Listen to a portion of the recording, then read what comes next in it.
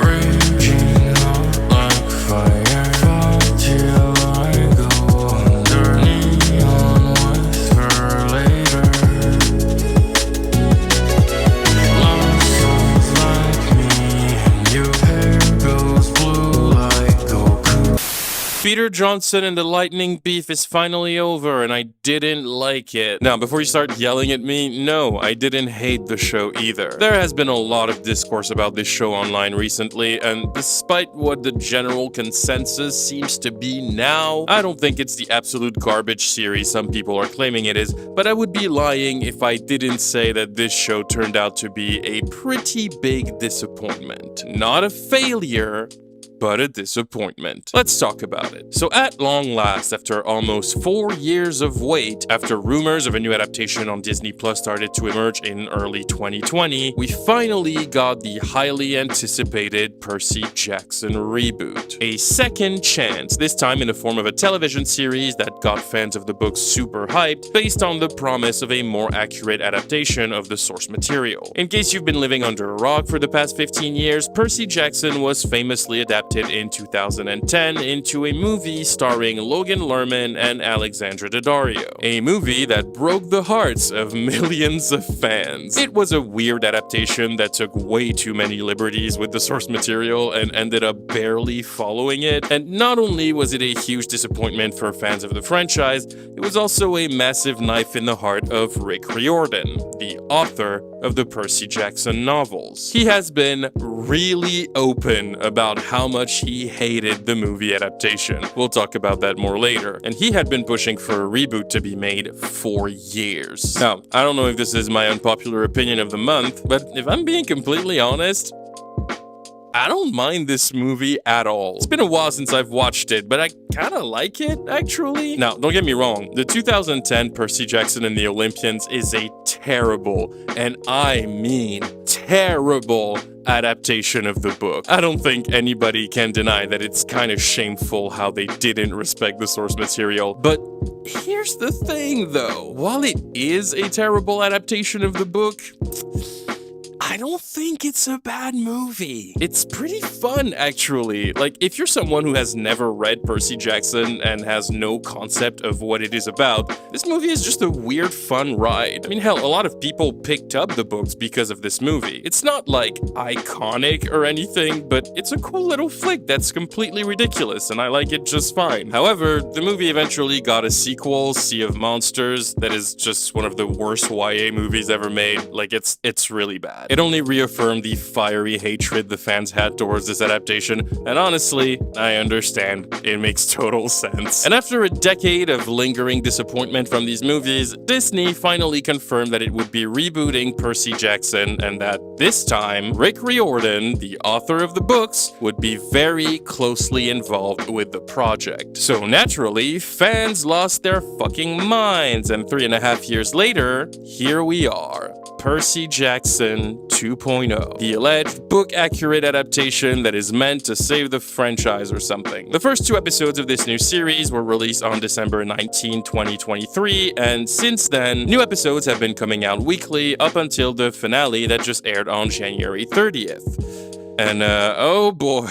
Now, I'm gonna have to tread lightly here because this show has been quite polarizing, to say the least, and people have been yelling at each other online ever since it started airing. There's been a lot of animosity surrounding this new adaptation because, to put it lightly, Percy Jackson fans are very intense. And just like Star Wars fans, every Percy Jackson fan thinks they know the lore better than the next one, which means they don't do very well when people disagree with them, and they don't do well with nuance. People who hate this show refuse to admit that it has the ability to do things right, and people who love this show categorically refuse to admit it also does a lot of really dumb things and has a lot of very flagrant and very obnoxious issues. I've been warned by a number of you guys that the Percy Jackson fandom is full of gatekeepers who will not tolerate any criticism directed at the books or anything else coming from Rick Riordan for that matter, and I've been told they will use the most egregious, senseless, bad faith arguments to defend any form of criticism coming his way. Now, I didn't know how accurate that was at the time, but believe me, we're gonna get back to this later.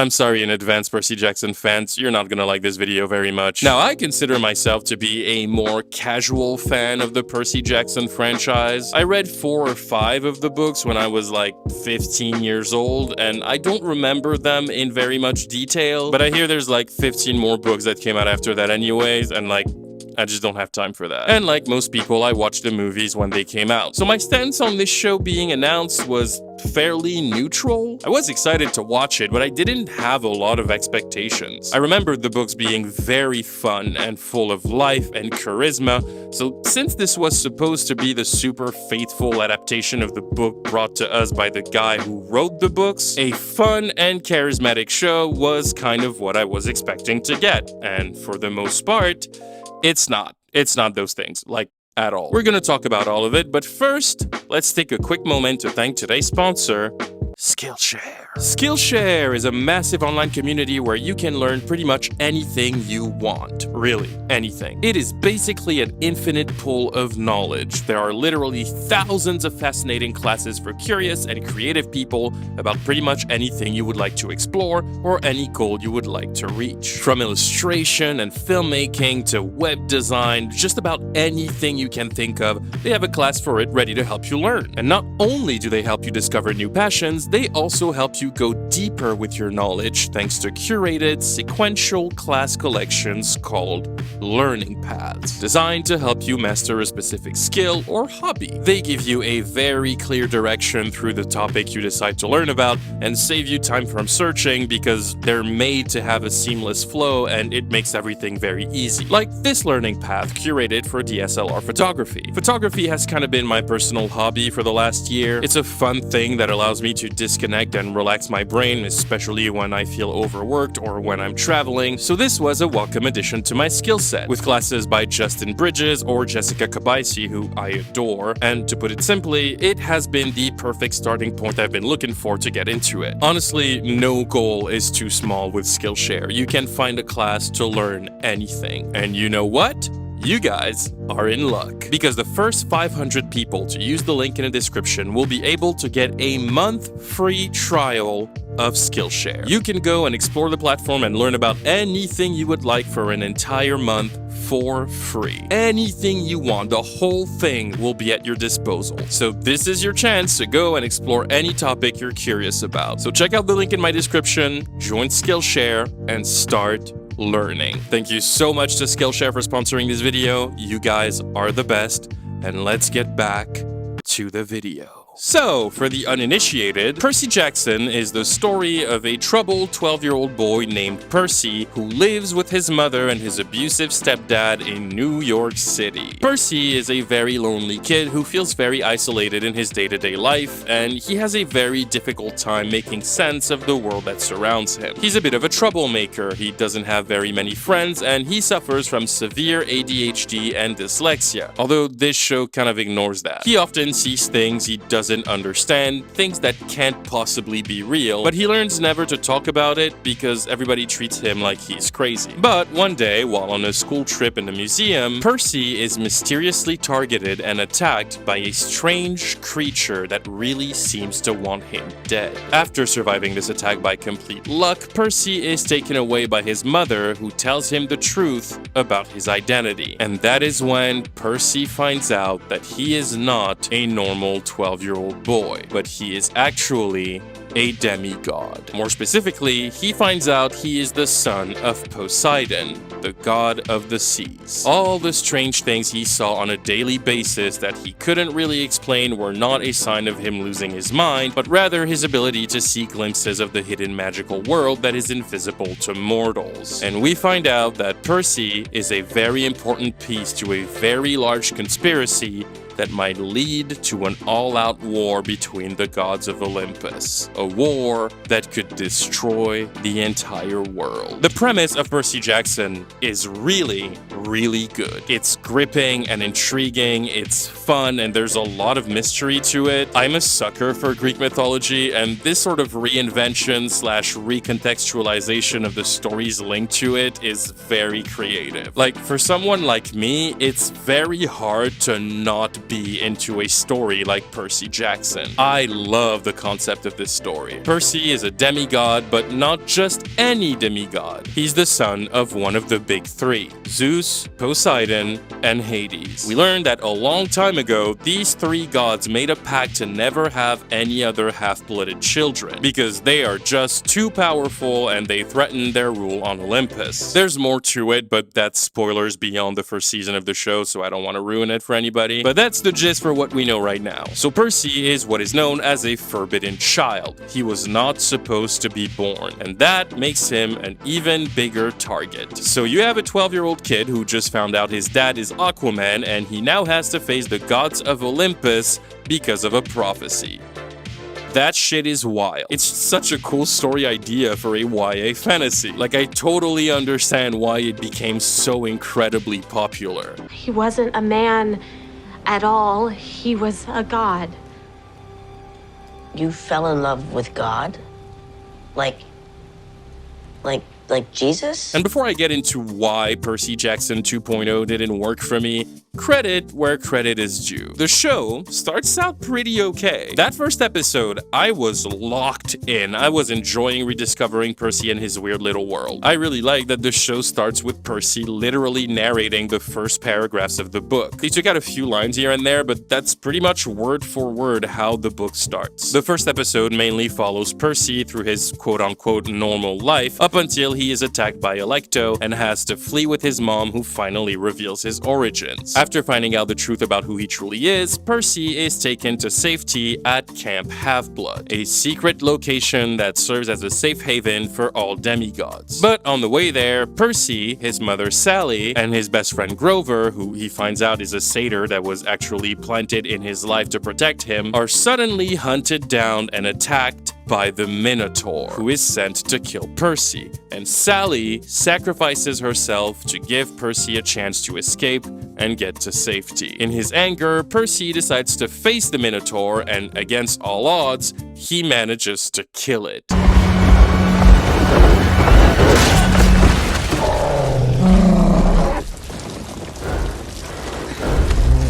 After that battle, Percy loses consciousness and wakes up at Camp Half-Blood, where he discovers an entire community of demigods. Kids like him. He gets to see how their community works, and for a second there, it looks like maybe Percy has finally found a place where he could fit in. But that sense of hope is cut short very fast, because then Percy gets a surprising revelation. Him being attacked at the time he was attacked is not a coincidence, and the world is about to be destroyed in a godly war. He finds out that a few months before the events of the show, Zeus's symbol of authority, his Master Bolt, was stolen, and Zeus thinks that Percy is the one who stole it. So now Zeus is pissed the fuck off, and he's like, yo, Posey, your forbidden-ass kid stole my shit, and if he doesn't return it to me in the next few days, you and I are gonna go to war. Now, that's bad news, because when gods go to war, it has repercussions on the entire world. We're told the last war they had caused World War II, and apparently, this time, their war would be so brutal that it could just destroy everything. The world would just be gone. But the problem is,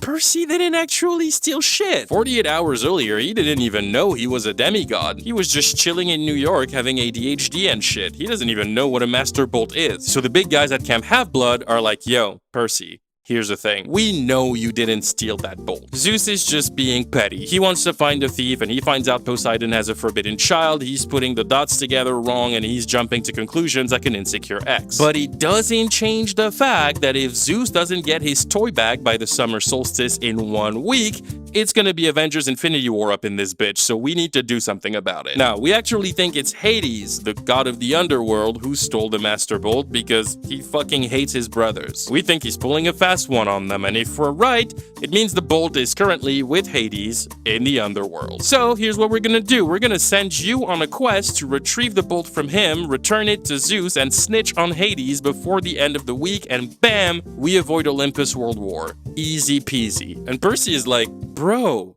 no, I literally just got here, dude. I'm not fucking leaving. Are you on crack? You did all of this to get me to safety here, just so you can kick me out the next day and send me to the underworld with Hades?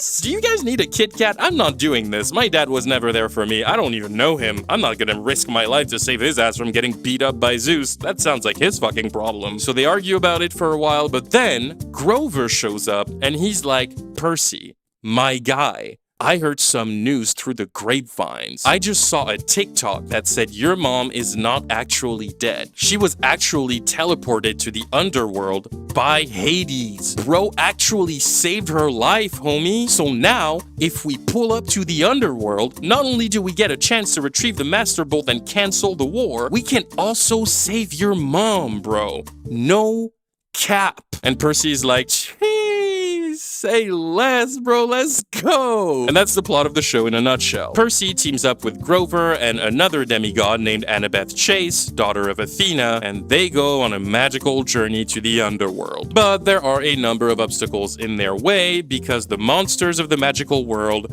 are after them. Now, this is the thing. I enjoyed the first episode quite a bit. I think it's a very solid setup, and for the most part, episode 2 does an okay job at carrying that setup and lean into the quest. And in episode 2, we get the capture the flag sequence, which is for the most part pretty fun, especially the fight scene with Clarice. That was actually very well made in my opinion, but don't get used to it. Action sequences are not this show's strong suit. That said, if we're gonna get into it, for me, the show starts to fall apart as soon as we get to Camp Half-Blood. That's when the problems really start to show. Now, there are some more surface level issues with the show that are easily mentioned. Everyone has already talked about them, so I'll get them out of the way now. Yes, the show looks ugly as hell. It looks gray, it looks bland, it looks boring and uninspired, and it really doesn't have anything to offer in terms of aesthetics, which is surprising and noticeable because people tend to view the Percy Jackson world as like colorful and vivid, something this show completely misses the mark on. Yes, the tone of the show just feels off. As a story that has been so synonymous with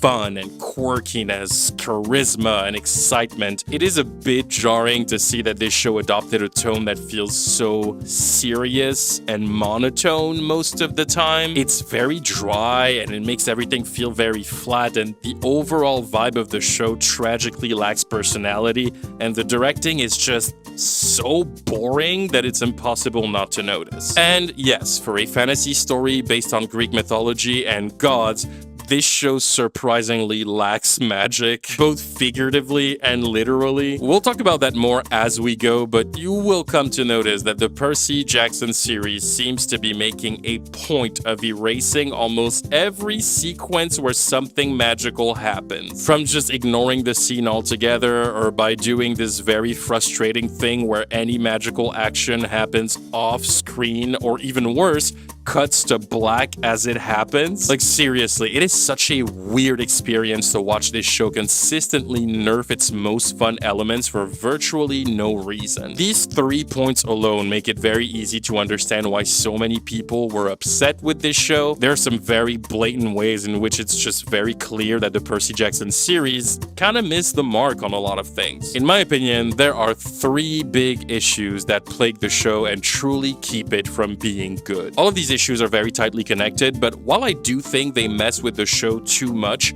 I also think they prove that there is potential there. I'll explain all of it more clearly, so let's get into it. Here are the 3 big problems with Percy Jackson and the Olympians that ruin the show. Number 1.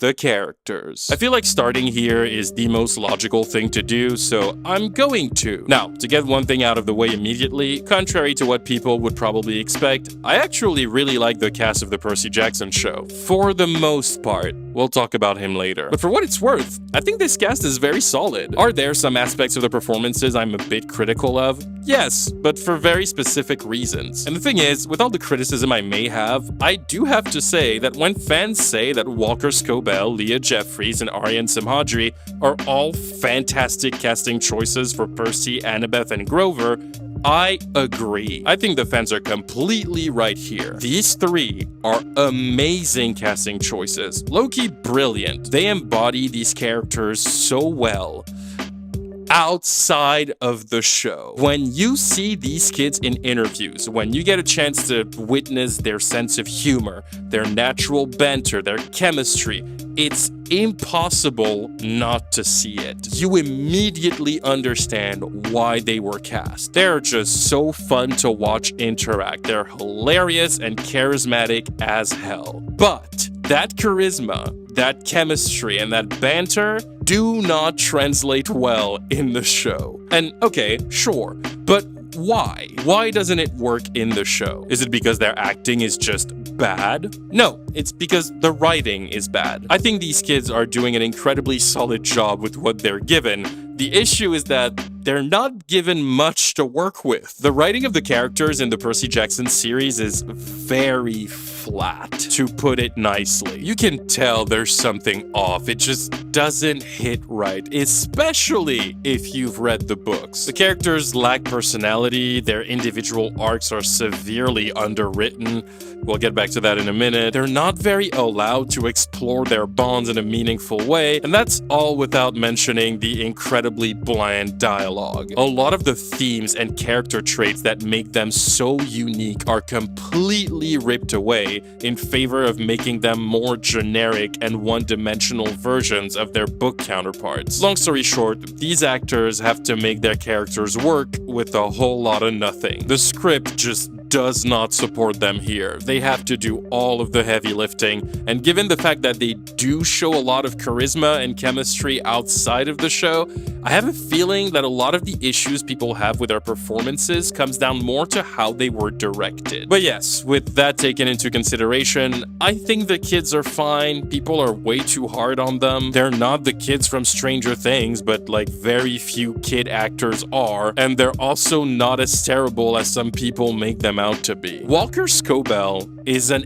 A+ casting choice for Percy. Nobody can convince me that this kid can't act, because he can, and he's really good. If you haven't seen The Adam Project, he plays Ryan Reynolds' younger self, and he is awesome in this movie. He's funny, he's witty, he's badass, and he proves effortlessly that he can be incredibly charismatic and sell it on screen. Well, that bullet went straight through. That's good. Pass. Wait. Bullet? You were shot? Yeah, no, actually, no. I was stabbed with a bullet. What do you think, you moron? I'm the moron. You're the one who was shot. Ryan Reynolds has a very powerful presence on screen, especially when comedy is involved. It takes a really charismatic actor to go toe-to-toe with him in scenes while being able to stand out. I'm thinking it over. What? What do you mean you're thinking? It's a complicated issue. What is there to think No, over? it's a big not decision. It's not a complicated. big decision. I need to think it through. I'm about to lose my shit here. And you need that level of charisma for Percy Jackson, because Percy is a very charismatic character. You wouldn't know it from this show, but believe it or not, if you haven't read the books, Percy is fucking hilarious. He is so funny, like he's kind of a snarky asshole. Superhero landing. Ever had your ass kicked by a 12-year-old nerd with an inhaler? Supper time, Spanky. Nope. The nickname that was given to him by the fans is Persassy, because he's sassy, he has an attitude, and he's always a second away from a quick-witted, sarcastic comment. He's basically a kid version of Tony Stark. His banter is a massive part of his character. He has a lot of heart, he's determined, engaged, and basically, he's everything this version of Percy is not. As the first of a trend that is unfortunately very present within the show, Percy is an incredibly boring character in here. It is crazy how underwhelming he is, and it is 100% due to how terribly he is written. The best way I have to describe it is, he feels like a heavily watered down version of himself. He's not even at 10% capacity. Every single unique character trait that makes him such a memorable and compelling character are either erased or so heavily diminished that they're barely perceptible. You get glimpses of his book persona here and there, but those moments are so few and far between that they barely register as it being his personality. Here, he's just generic and bland, and the biggest victim of this purge is easily his sense of edge, which is a trait that makes Percy stand out from other more classic fantasy protagonists. You know how in Harry Potter, Harry is kind of a hot-headed hot-headed kid. Like, when you really think about it, Harry is kind of an unhinged maniac. When he was 14 years old, he witnessed the resurrection of the darkest wizard ever known to history. The man who murdered his parents, the most powerful dark wizard of all time, who has returned with only one goal: to kill him. He gets rocked by Voldemort and he runs and he hides, but then he gets so pissed off that his fear just washes away and he gets up to go fight him. This 14-year-old kid looked the most powerful wizard in history in the eye and went, "Oh, you wanna fight? Let's fucking go, bitch!" And then he throws down like it's a street fight. Absolutely unhinged behavior. I love it. Well, Percy is supposed to be the same, except way more. He's got that dog in him. He's supposed to be a fucking gangster. Percy wants all the smoke. He is hot-headed as hell. Bro is on his demon shit throughout the whole story. But that aspect of him barely exists in this show. You get one scene in this series where this side of Percy really comes out. It's at the end of episode 5 when he gets in Ares' face and straight up threatens him, which I gotta admit, that scene was fucking cold. We're not gonna fail. And I'm getting pretty tired of you saying it. Percy, you think you know who I am, but you don't. And if you aren't careful, you're gonna find out. Percy. Bro is 12 years old. He just found out Greek gods are real. He meets the god of war and he gets in his face and goes, "Yo, if you don't shut the fuck up, I will beat your shit into the ground and make you call me dad." But like, that's the only time he really does something like that. It's the only scene, aside from one in the finale, where you get to see this side of Percy. The rest of the show, he is completely nerfed and he lacks that agency. He lacks that fire inside of him that makes him such a strong protagonist. Really, in the show, Percy is just kind of cruising through the story. He doesn't have any of his edge. He's just a very boring, generic fantasy hero. He's just kind of like along for the ride. He gets to make jokes here and there, but they're noticeably rare quips. It's just very unfortunate that it wasn't a bigger part of his character. I mean, Rick Riordan himself said after the finale aired that if the show gets renewed for a season 2, he wants to make a bigger effort to make Percy's sense of humor a bigger presence moving forward. Because you feel its absence here. It's very hard not to notice that this Percy is not as witty as the one in the books. The other thing that makes Percy unique is his ability to think on his feet. Annabeth is usually the man with a plan, but if the plan fails, Percy is the one who can get things done on the fly. He is very good at improvising to get his ass out of a bad situation, and it's a personality trait that he needs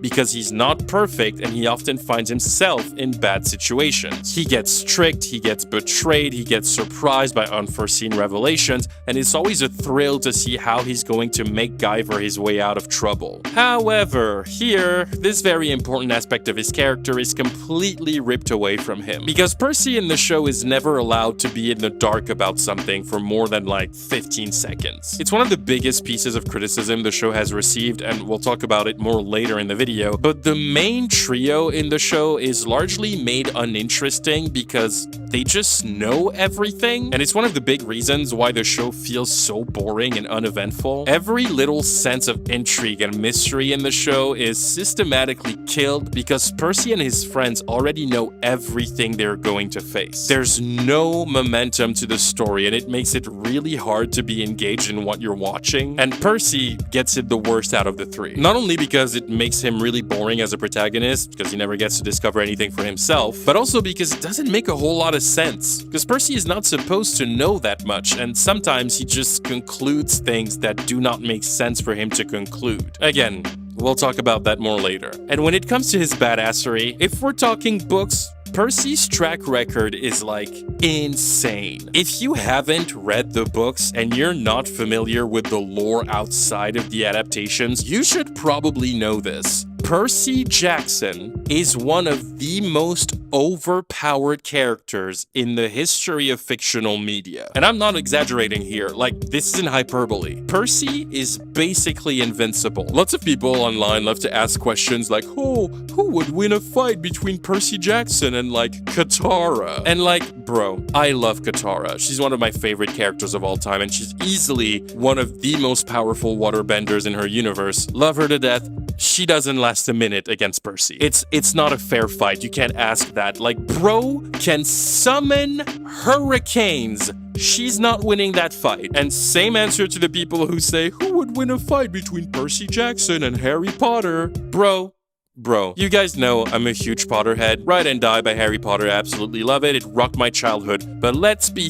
fucking serious here. Percy will wipe the floor with Harry so quick, even Voldemort would ask for a replay. In fact, Percy would massacre Voldemort's face in 12 seconds max. You can add an army of his Death Eaters with it, and not only would he get rid of all of them, he wouldn't even be tired by the end of the fight. Percy is OP, my guy. You need to realize how insanely powerful this guy is. To put that in comic book talk, in terms of sheer power, Percy Jackson is like Aquaman, except about 1,000,000 times more powerful, with the might of Thor, the limitless power-growing ability of Wonder Woman, and like the attitude of Vegeta. So when you look back at the show, long story short, this is Percy Jackson from Wish. Like, it's technically Percy Jackson, but he's so watered down when it comes to his personality, the themes attached to his character, his emotional journey, and his overall narrative weight and significance that you can't really be like, yeah, that's Percy. Because no, this is the beginning stages of his story, so I'm gonna cross my fingers that it gets better as it goes. Again, Walker Scobell is doing a great job in the role with how little he's given writing-wise,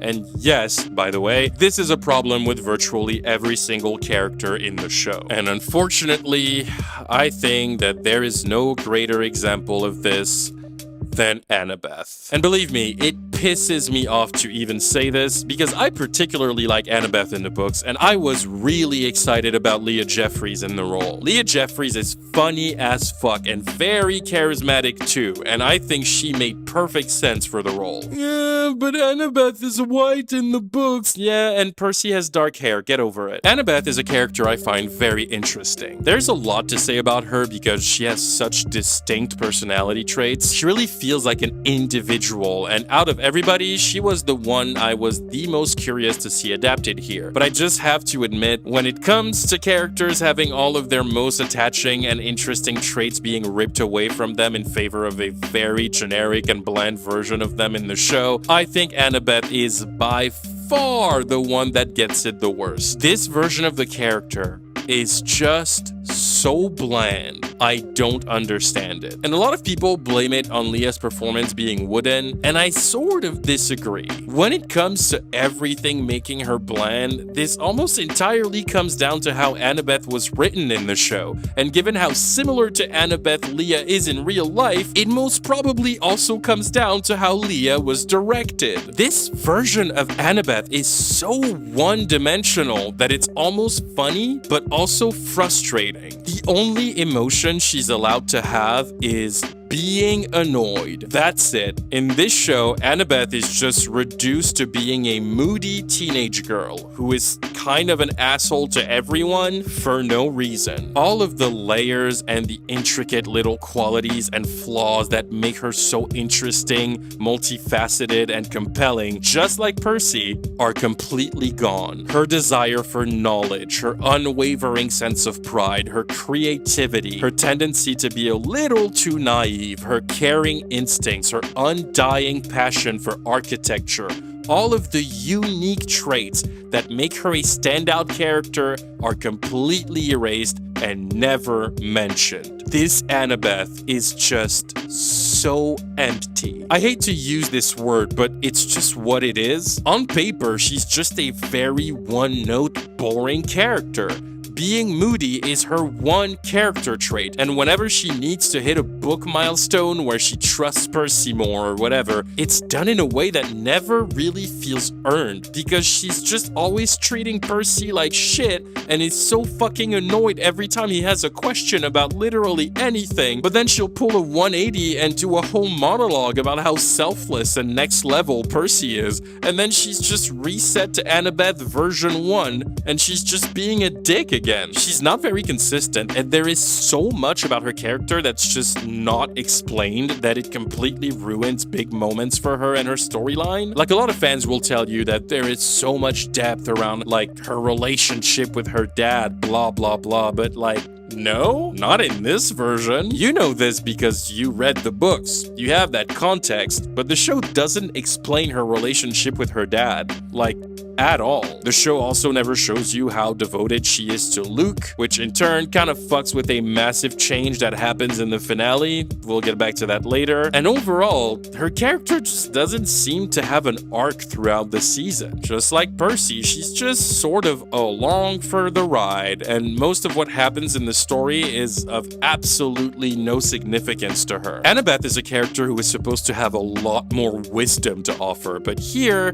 while she's used as a way to give exposition a whole lot, her sense of wisdom, not knowledge, wisdom, is nowhere to be seen. Instead, we're kind of given a girl-bossified version of Annabeth. She's cold and rude, but I think her rudeness is supposed to be read as confidence. She's not allowed to make mistakes, she almost never gets to be vulnerable, and she's completely stripped of her emotional complexity. She's basically your classic Hollywood strong female character TM. And since she barely has an arc, most of Annabeth's presence for fans is praised for one reason and one reason only: the setting up of her romance with Percy. This version of the character seems to be more designed to cater to shippers who are obsessed with Percy and Annabeth as a couple, or as the fandom calls them, Percabeth or Percabeth, I don't know, everybody pronounces it differently. I say Percabeth, leave me alone. A point of criticism that I've seen specifically from book readers is that the Percy Jackson series seems to be more aimed at Percabeth shippers than general fans of Percy Jackson. I don't necessarily know if I agree with that, but what I can say is I understand why that's a piece of criticism towards the show. I think one of the reasons why Percabeth stands defend this show with their whole lives is literally just because the show is very obviously pandering to them, and it doesn't even need to, because shippers just tend to invent romantic moments that are never actually there. They just make up romantic tensions. That's just kind of their thing. There's a scene where Annabeth helps Percy get up after he crashes on a beach, and then Ares arrives, so they shift their attention to him. But like in the shot himself, Percy just happens to turn his head like a second after Annabeth does, and for some reason that shot became viral because Percabeth stans believe that Percy looking at Annabeth for a second longer she looked at him is like the most romantic thing they've ever seen in their entire lives. The fucking internet explodes and you get TikToks of people freaking the fuck out like, Percabeth Nation, we officially won. Did you though? Did you win? This could be the worst show in the entire world. As long as Annabeth calls Percy seaweed brain, for these people we're operating at about an 11 out of 10 and everyone is screaming. Hi, Editing Space Ninja here. I just wanted to sort of expand on all of this because I feel like I wasn't as clear as I wanted to be. Where I'm getting with all this, like the point I'm trying to make, is that I think it's unfortunate that this version of Annabeth seems to be more designed and set up to be Percy's love interest rather than her own character with compelling storylines and interesting character traits. It just seems to me that a lot of her character is being sacrificed in favor of having moments with Percy that set up Percabeth. And in my opinion, I find it a bit disappointing because in my head, Annabeth is way more than just Percy Jackson's love interest. And for the record, I don't even mind Percabeth. I think they're adorable, and their bond in the books feels very strong. Like, for the story we're telling, their dynamic is surprisingly realistic, and it's fun to follow it as it grows over time. Their relationship goes through a lot of stages, and all of them are handled in a very compelling way. However, as much as I liked it in the books, and as much as I like Walker Scobell and Leah Jeffries in their respective roles,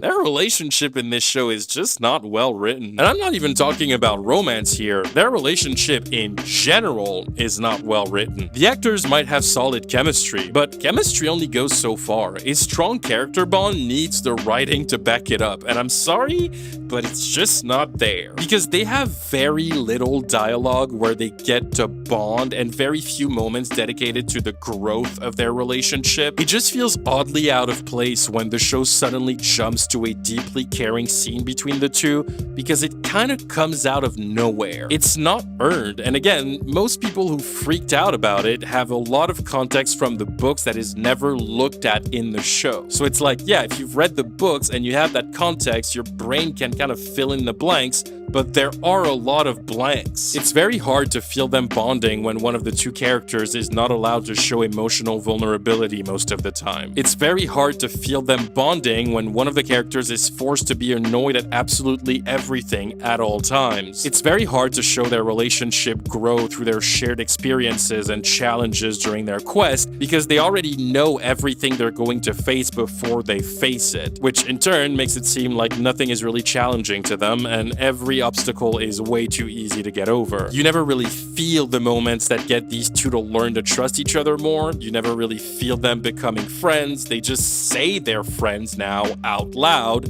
but it never really feels like they are. I just don't buy it. And again, I know that shippers don't really care for good writing in the relationship they ship. They just want to watch them be together, and if they're standing together on screen, it's like the most romantic thing in the world to them. So I guess for them it doesn't make that much of a difference, which is fair. But yeah, this relationship is just boring and unconvincing, and in my opinion, Annabeth deserved way better when it comes to how she was written. Her character being stripped of all her traits is by far one of the most disappointing elements of the show to me. It's really unfortunate. Again, yes, if you've read the books, you can fill in the blanks, but I think this says a lot about the show's shortcomings, because the show should not have been made assuming that whoever watches it has already read the books. That's a fundamental flaw. But anyways, aside from Percy and Annabeth being severely underwritten and rendered completely useless in their own story for the most part, if we're gonna talk about characters that were made boring, we need to talk about the gods themselves. This is a thing that very personally annoyed me. To put it simply, in this version of the story, the gods are not very godly. For some reason, they made the gods so lame and surprisingly normal. The only exception to this is Zeus, but we'll talk about him more later. Zeus was pretty dope. He only has one scene, but I really liked him. However, the other gods?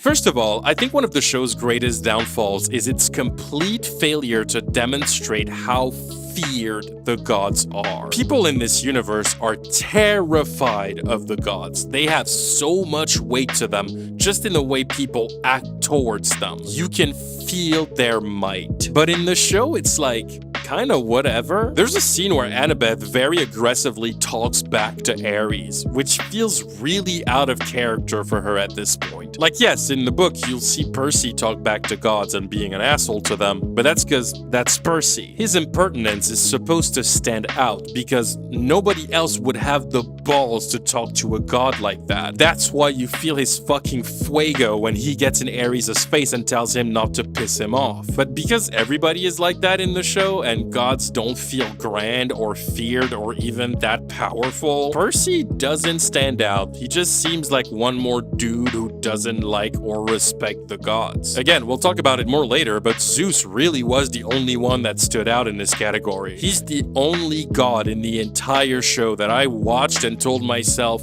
yeah, you should probably shut up, this guy will mess you up. But none of the other gods have even 0.00001% of that effect. They are just so underwhelming. While I didn't dislike Lin-Manuel Miranda's performance as Hermes, I just don't understand why he was shoved in there. I don't get why that was so valuable to the story, because it doesn't accomplish anything aside from giving a bit more information about an antagonist that we barely know anyway. And if I might add, information that isn't needed now. I like the idea that Luke seems like an irredeemable villain and a fucking unsolvable threat until much later in the series. It adds layers to his story due to its timeline. If you don't know, Hermes does not appear in the first Percy Jackson book. His appearance at the Lotus Casino is unique to the show, and while I didn't necessarily hate it, I also think it was kind of useless, and it only served to take away moments that should have belonged to the kids' experience at the Lotus Casino in favor of getting,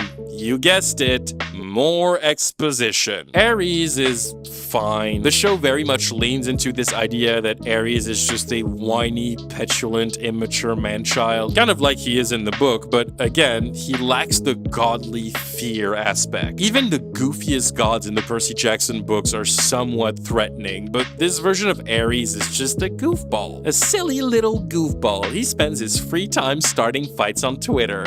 Get it? Do you get it? It's because he's the god of war, so he starts fights on Twitter. Do you get it? I actually don't mind Adam Copeland in the role. I think, like most of the cast, he does a great job with what he's given, but the writing behind the character is lackluster. He's basically a one-dimensional joke with a semi-decent action sequence at the end. Cool. Dionysus is there too. He's played by Jason Mantzoukas, and it's pretty much just Jason Mantzoukas playing the same character he plays in literally anything you've ever seen him in. He's good at it, so I'm not gonna complain too much. The character is fine, fairly consistent with what he is in the source material, although, again, any part of the character that is threatening is taken out. So now he's just a one-dimensional comic relief dickhead who is at Camp Half-Blood. And while he is a comic relief dickhead in the book, he's also kind of scary at times, but that's nowhere to be seen here. Hephaestus also gets a very forced cameo in episode 5 that is not in the book. It's a very short scene, and to put it simply, he could not have been more bland. You're a good kid, Annabeth. I'll put in a good word with your mom for you.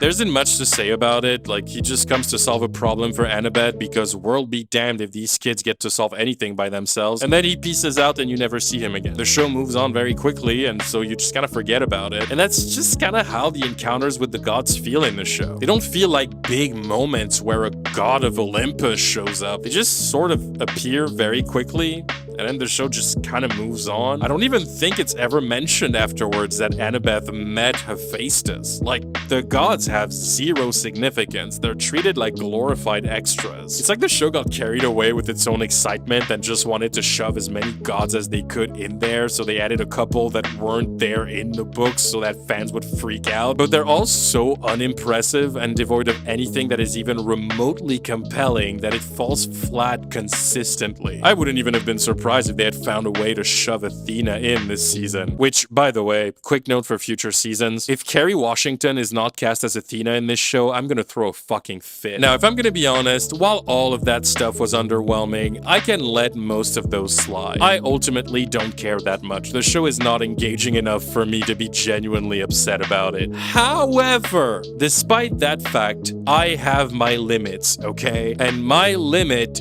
is that I cannot express how flabbergasted I was when I saw what this show did to Hades. Oh my fucking god. If I remember correctly, feel free to tell me in the comments if I'm wrong, but in the book, Hades is the first god that Percy meets that actually looks godly. He's described as like abnormally tall. I think he's like 10 feet tall or something, and he's supposed to be terrifying. Like, brother, this is Hades, the god of the underworld. Aside from Zeus, there isn't a single god I expect to be more imposing than Hades. So imagine my surprise when Hades finally showed up in the show 1 episode before the finale, And, Anyways, it's great to meet you. I know who you are and you know who I am, so we can just skip right past that part. Can I get you anything? Fresh pomegranate juice, a snack? Wait a damn minute. what? Where is she? Right. Okie doke. Let's get to it. Your mom's just over here. What? Imagine if in Harry Potter, you've been waiting for years to finally see Voldemort return. The Dark Lord, the darkest wizard in the history of wizards. The man who killed the protagonist's parents. The build-up is crazy. And now it's finally the moment when he returns and is about to face Harry. There he is, Lord Voldemort, the ultimate bad guy. And then it's just Josh Gad doing jokes the whole time, acting all quirky. Could you really blame people for thinking it's really lame? Like, even if you like Josh Gad, it would still be really fucking weird. And yeah, that's kind of what it was like to discover Hades in this show. It was so underwhelming that for a second, I thought this guy was just gonna be like a servant and the real Hades was about to show up. And, nope, that's him. That's Hades. Yay, that's not anticlimactic at all. Hades, god of the underworld, is literally just a dude. I rolled my eyes so hard when I saw that. I was watching the episode with my wife who had like originally quit on the show halfway through episode 3, but then she watched this one with me in the finale. And when he showed up, she literally just started laughing. And apparently, a lot of people were really confused by this casting choice, and the stans were really angry that people were confused by this casting choice. But like, yeah. Duh. Excuse me for not being excited about Hades being closer to Barney Stinson than the terrifying god from the book. I will say, Toby Stephens as Poseidon is the only saving grace of the gods aside from Zeus. I liked him a lot in the role, and he gets the majority of the like 4 genuinely emotional moments in the entire season. While he doesn't really feel mighty, Stephens still gives him a very strong presence and a lot of weight. There is a lot of sadness in this version of the character. It kind of confirms that his love for Percy and Sally is very real, something that is left a bit more ambiguous in the books. You can tell this Poseidon carries the weight of his choices. There is a lot of guilt in him, especially when it comes to his inability to be present in Percy's life, and you feel it. He really brings that sense of loss and pain to the character. He's really good. I liked him a lot. But overall, yeah, the gods, like the rest of the show, are for the most part just very disappointing. The amount of missed potential here is mind-blowing, and I don't understand why this show is so against its own magical aspect flourishing in the story. We get to meet like 7 gods in this season alone. A couple of them are not even supposed to be here, and they're all so tedious and uninteresting for the most part that it doesn't really make you look forward to meeting more of them. So, yeah. Oh shit, I forgot about Grover. Oh shit, my bad. It's almost like he's the most forgettable character in the show. Grover is fine, he's whatever. The truth is, there just isn't that much to say about this version of the character. He's the most easily ignored of the main 3, and again, that comes down to how he's written. I do like Arian in the role though. I know some people dislike his performance as well, but like, I thought he was okay. I think he gives Grover a personality that could be very charming if he was just written better. Like, he's cute, it's very difficult to not get attached to him. He's so adorable. Sure, he also lacks charisma like the others, but where that annoys me to no end with Percy and Annabeth, I never saw Grover as a particularly charismatic character to begin with. The movies made him incredibly charismatic, but in the source material, Grover is a very shy, nervous wreck. Frankly, I'm more annoyed that the show's version of the character is just not that funny. It's been a while, obviously, but I remember Grover being funny in the books. Like, he's a comic relief character. But here, nope. For 95% of the show, Grover is just kinda there. The majority of his dialogue is blatant exposition, and if he's not here to explain things out loud, he just doesn't do much in this show. He's more of a Pokédex than a character, if I'm being honest, which actually leads me to my next point. Number 2. This show has a massive exposition problem. Now, if you've been paying attention, you might have noticed that I keep pointing out that characters in the show seem to be spending a very large amount of time just dishing out exposition at the audience. This is the issue that is the hardest to ignore because it's the issue that has the least to do with the adaptation of the source material or with the lore, and has more to do with just how the show is designed as a show, not as an adaptation. But yes, it has a direct domino effect on almost every other aspect of the series. And it starts with pacing. The pacing of the Percy Jackson series is downright insane, to the point where I kind of don't understand it. I don't understand the decisions that were made when it comes to how this story is paced. This show is speed running through its plot, but in a way that just doesn't make any sense. There are so many crucial plot points that are very important for the characters that are just completely gone or brushed over in a matter of seconds. And the pacing issue is not just with the writing, it's in the directing and, oh god, in the editing. The Percy Jackson series has such terrible editing. It is fucking wild how distracting it was, and it affects everything. The characters are largely made worse by the way the plot is constructed, because everything moves so incredibly fast that you just don't have the time to truly take anything in a meaningful way. There is no time to get to know or care for the characters in a way that isn't superficial. There's no time to feel them bonding. There is no time for them to shine, because we're blasting through the story at light speed. They completely skip over Percy's training. They completely gloss over majorly important story beats, which ends up creating plot holes. And because the show wants to speed things up constantly to get to the next big bit without even a second to breathe, it tries to avoid showing things on screen as much as possible. Any scene or piece of information that can get cut out to save time is cut out, even if it dramatically impacts the quality or the logic of the story. And most of the time, these moments are replaced with exposition. Yes, Percy Jackson 2.0 has a massive, colossal, borderline unbelievable exposition problem. It is just mind-blowing how distracting it is. I can't think of a show that has such a gargantuan amount of exposition dumps in every single episode. I don't understand how this was approved. The majority of this show, the majority of its dialogue is just characters standing around blurting out exposition endlessly. And it creates a problem that a lot of people have been pointing out over the last few weeks. See, because the show relies so heavily on exposition in almost every single scene, this story is rendered completely tensionless. There are absolutely no stakes in this show. You do not feel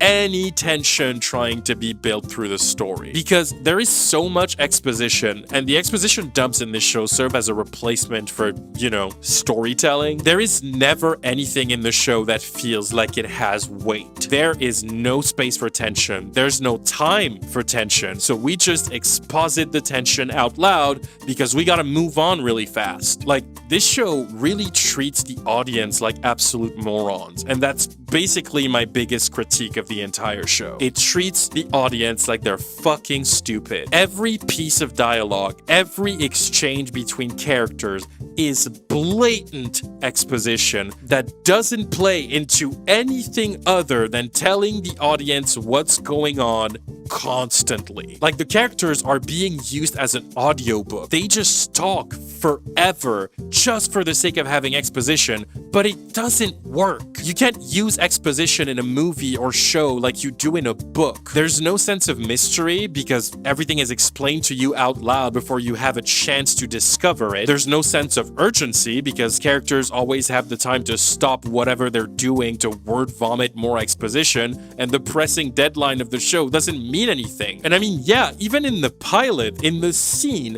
where Percy, his mom, and Grover are being chased by the fucking Minotaur, he is right behind them, but somehow they find the time to stop running away and just stand and give you verbal exposition for 2 entire minutes. Literally, the chase sequence just pauses. Suddenly, the Minotaur, who was right behind them, is nowhere to be seen, and they have the time to stand for 2 whole minutes and talk, just have some exposition happen, and then when they're done with that, suddenly the scene resumes and the Minotaur is there. How do you want people to feel tension and urgency if they're not absolute? You're telling the audience that, like, no matter what happens, if we want to do exposition, we're just gonna pause the action and do that for minutes on end and then carry on. So no, there is no urgency at any point in the show. The characters never feel like they're in danger because any challenge they have to face is explained out loud beforehand, and they have a solution to every problem before they even encounter said problem. No matter what situation the trio walks into, you won't get to have a single second to discover it and figure it out because you will be told right away. There is no space for intrigue or subtext. Whatever is happening in the show is immediately spelled out to you out loud in a lengthy exposition dump. Every 2 minutes. A long time ago, Zeus, Poseidon, and Hades agreed their children were becoming too powerful, so they made a pact. Been promising her for years. One day, a demigod would arrive who was fated to go on a... When Annabeth first arrived here with Thali and Luke, they were being chased by monsters. Agents of Hades. Sisters. Heroes' quests are world-defining events. They have made and broken empires. You're a forbidden child. Zeus might decide to take a shot at you himself. The sky is his domain.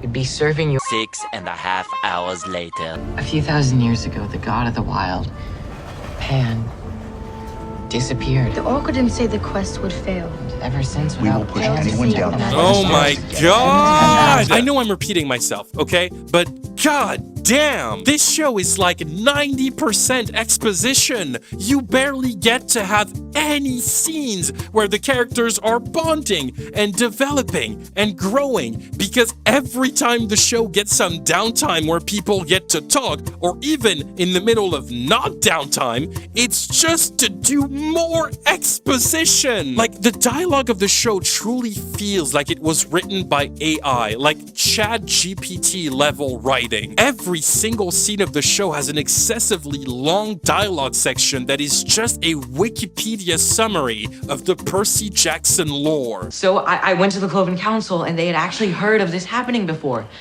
And that when a mortal is really close to death, Hades himself can actually reach out. Bro! Everybody says that the #1 rule of filmmaking is show, don't tell. Well, it seems like the Percy Jackson storytelling rule is tell everything, show nothing. Even exposition that would be made better and save time with visuals are just told to you over and over and over again in long-ass exposition dumps. Bro, this isn't a book. They keep talking about the past war of the gods. The last time the gods had a war, it was devastating. The last time the gods had a war, it caused World War II. The last time. They're always talking about it, but this is a show. You have the opportunity to show it. If you're gonna talk about it all the time to try and put some weight or tension around it, if you're trying to set that up as the stakes and the urgency of the entire story we're about to follow,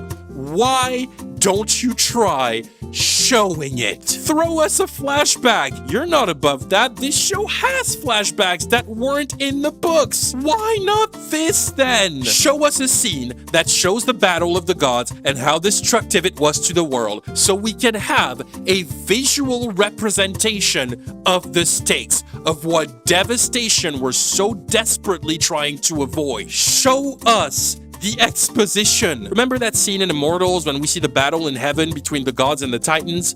Do the same thing. Show it. Just fucking show something. Stop telling us about things.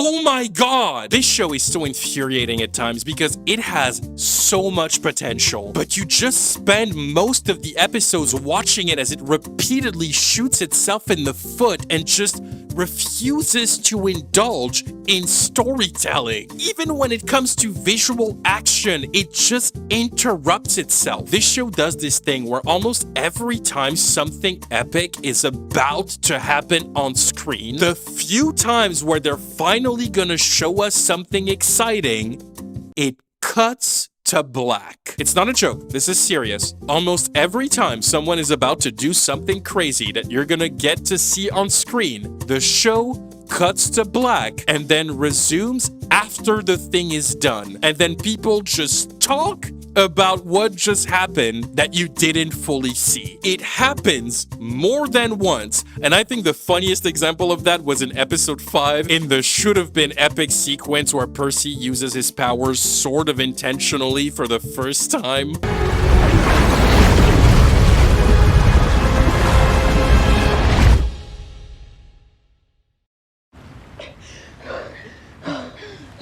What? What? What?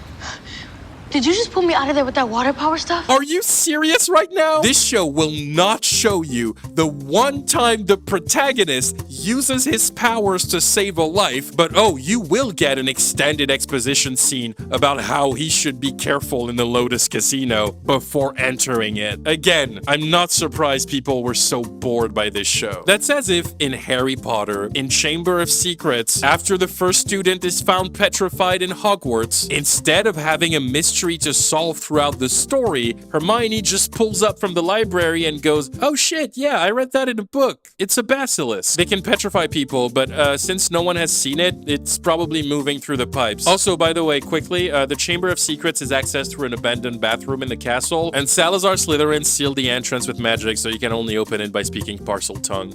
Also, Ginny was behind everything, but she's probably possessed. It's like, sure, you could say, well, it makes sense for Hermione to know. She's the smart one, and she's always reading books, so you could assume she read all of that in a book somewhere. It's not unrealistic. Like, okay, cool, but that just makes for a pretty boring movie to watch. The Harry Potter movies have their flaws, and sometimes they're not great adaptations of the books, but all of them are still good movies, and most of them work and are engaging because there is a mystery to solve, because there is so much information we don't know, but we get to find out with the characters as the story goes, which is something that for some reason the Percy Jackson series refuses to do. There's no suspense, there's no intrigue, there are no surprises, there's nothing to look forward to because you already know everything and you feel like what you're watching is useless. The Percy Jackson show basically has the same narrative problem as the one I pointed out in my video about Fantastic Beasts 3, The Secrets of Dumbledore. The characters never have interesting dialogue to build their relationships or their arcs. 90% of the show's dialogue is either blatant exposition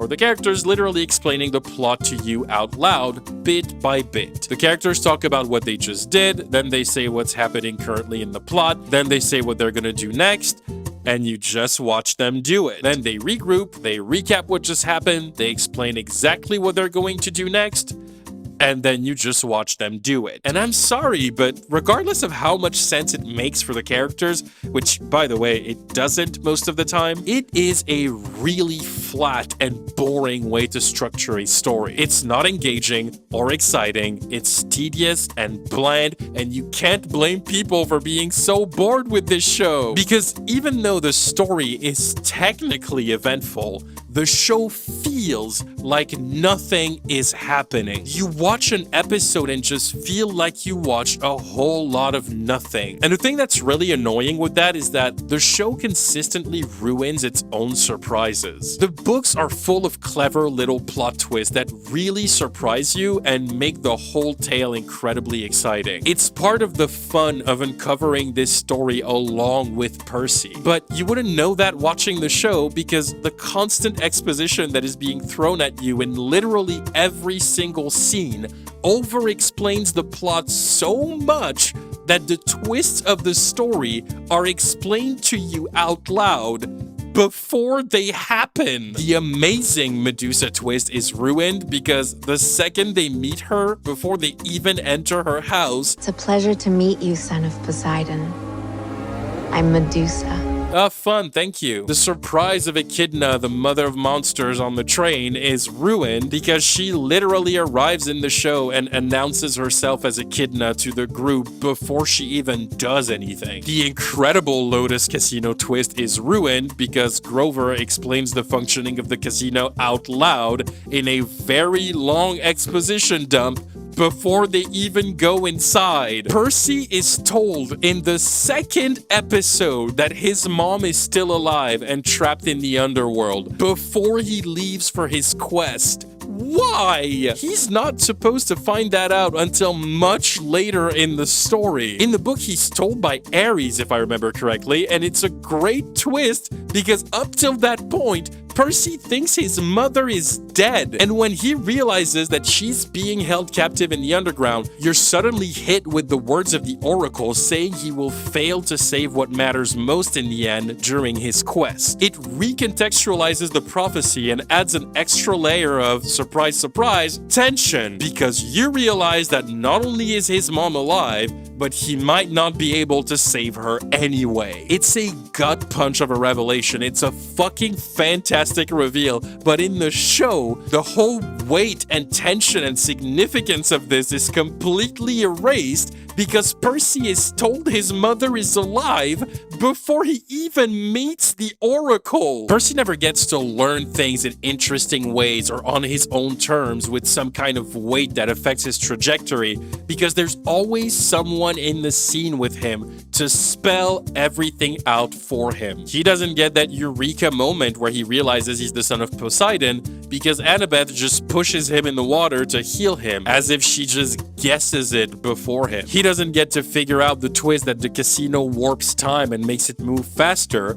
Hermes just tells him that, mostly off screen. And if I take the Medusa twist as an example again, I genuinely don't understand how revealing her immediately is an improvement. Aside from making everything around that plotline less interesting, it accomplishes absolutely nothing. Some people try to defend it by saying revealing it right off the bat allows for Medusa to have her whole speech about how she's a victim, but I completely disagree. If you wanted to have a focus on Medusa's backstory, you could absolutely do that while keeping the twist intact. The trio could have gone in without knowing who she was, and as she starts talking to them and taking shots at Annabeth's mom, you could have had a fantastic scene aiming at building tension as she gets more and more creepy and hitting you as Annabeth argues to defend her mother and suddenly stops dead in her tracks when she realizes who she's actually talking to. It doesn't change anything about what the show tried to accomplish with her backstory, aside from keeping the twist intact. Claiming that taking away the twist was the only way to allow for Medusa's backstory to be told is just so weird to me,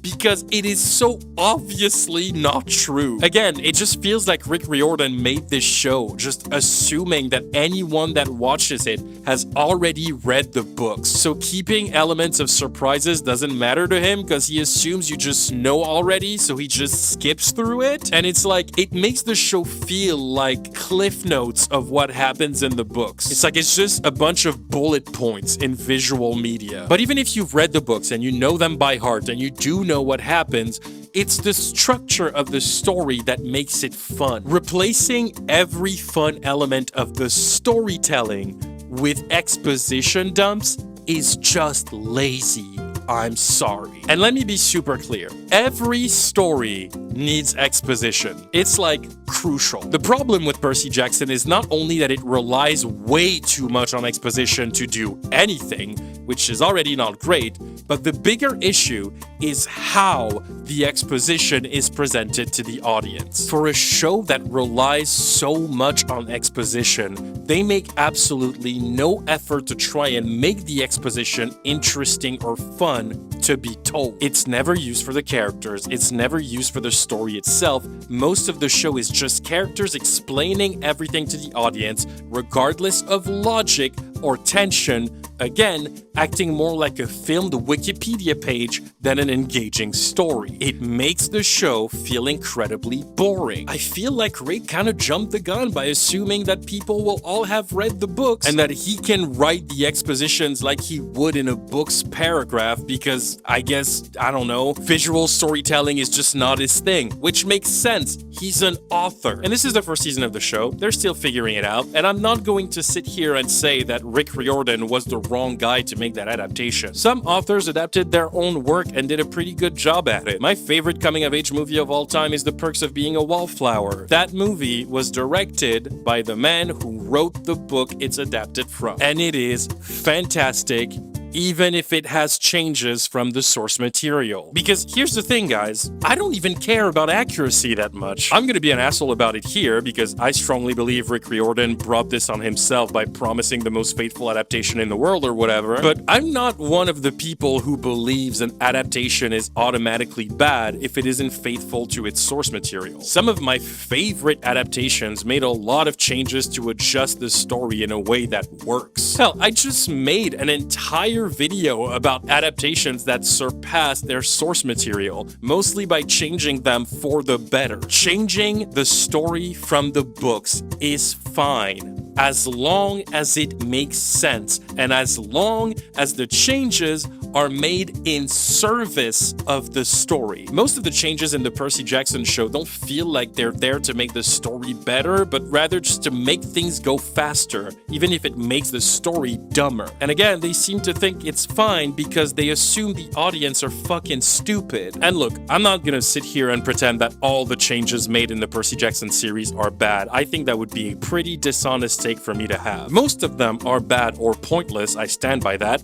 but some of them genuinely work in my opinion, and I think they are great additions to the story. Percy tricking Annabeth and switching place with her at the last second to face the Chimera at the end of episode 4 is an awesome change from the book. It works because it keeps the scene largely intact, but it is a fantastic showcase of his personality and his courage, and he doesn't get a lot of these moments in the show. Even though he is terrified and literally dying from being poisoned, Percy still jumps in front of his friends to protect them without even flinching. That is an A-grade display of his badassery. I don't remember exactly how the Chimera fight plays out in the book, but I'm pretty sure Percy doesn't fight the Chimera intentionally. He's cornered by it and he doesn't really have a choice. Whereas in the show, he chooses to face it so that he can buy some time for his friends. Both versions work, but I think the show's take on it is better for his character. Similarly, I mentioned earlier that the show does give us some flashbacks that are not in the book. Those flashbacks are meant to give us more context around Percy's childhood, his relationship with his mom, and his mom's struggle to protect him in the mortal world without him knowing. I think those flashbacks are good, especially the last one. There's a flashback in episode 7 that is actually a great addition to the story, where we get to see Sally having a conversation with Poseidon in a diner. And it's easily one of the best scenes in the show. It's a very intimate sequence where the two talk about their feelings. Sally feels lost and is afraid she can't protect Percy, so she calls Poseidon in a moment of despair and solitude, and Poseidon immediately comes to her. And the rest of the scene is very simple. They just sit and they have an exchange about the impossible position they're in, and by extension, the impossible position Percy is in, and it's executed really well. You can feel the weight of that conversation. You can feel the emotional implications of it. There's so much pain there, so much palpable emotion between Sally and Poseidon that they can't even bear to look at each other. The whole scene, the whole time we see them together, they do not exchange a single look. And while the scene is short, it is impactful and it adds some much needed layers to Poseidon and Sally. This scene alone makes them more fleshed out characters than any other in the cast, Percy included. I was genuinely pleased by this scene because in a show that is populated by severely underdeveloped characters, having a sequence where we finally see some depth and some subtext was a genuine breath of fresh air. And I love that it reinforces the idea that what makes Percy the absolute badass he is not the fact that he's the son of Poseidon, but because he was raised by Sally. That's dope. This scene is awesome. I really, really like it. So yes, there are some good changes in the story. They're rare, but they exist, and they should be acknowledged. But the majority of changes are very weird. The majority of them are unnecessary, sometimes just stupid, and the only thing they accomplish is making the stakes even more absent than they already were.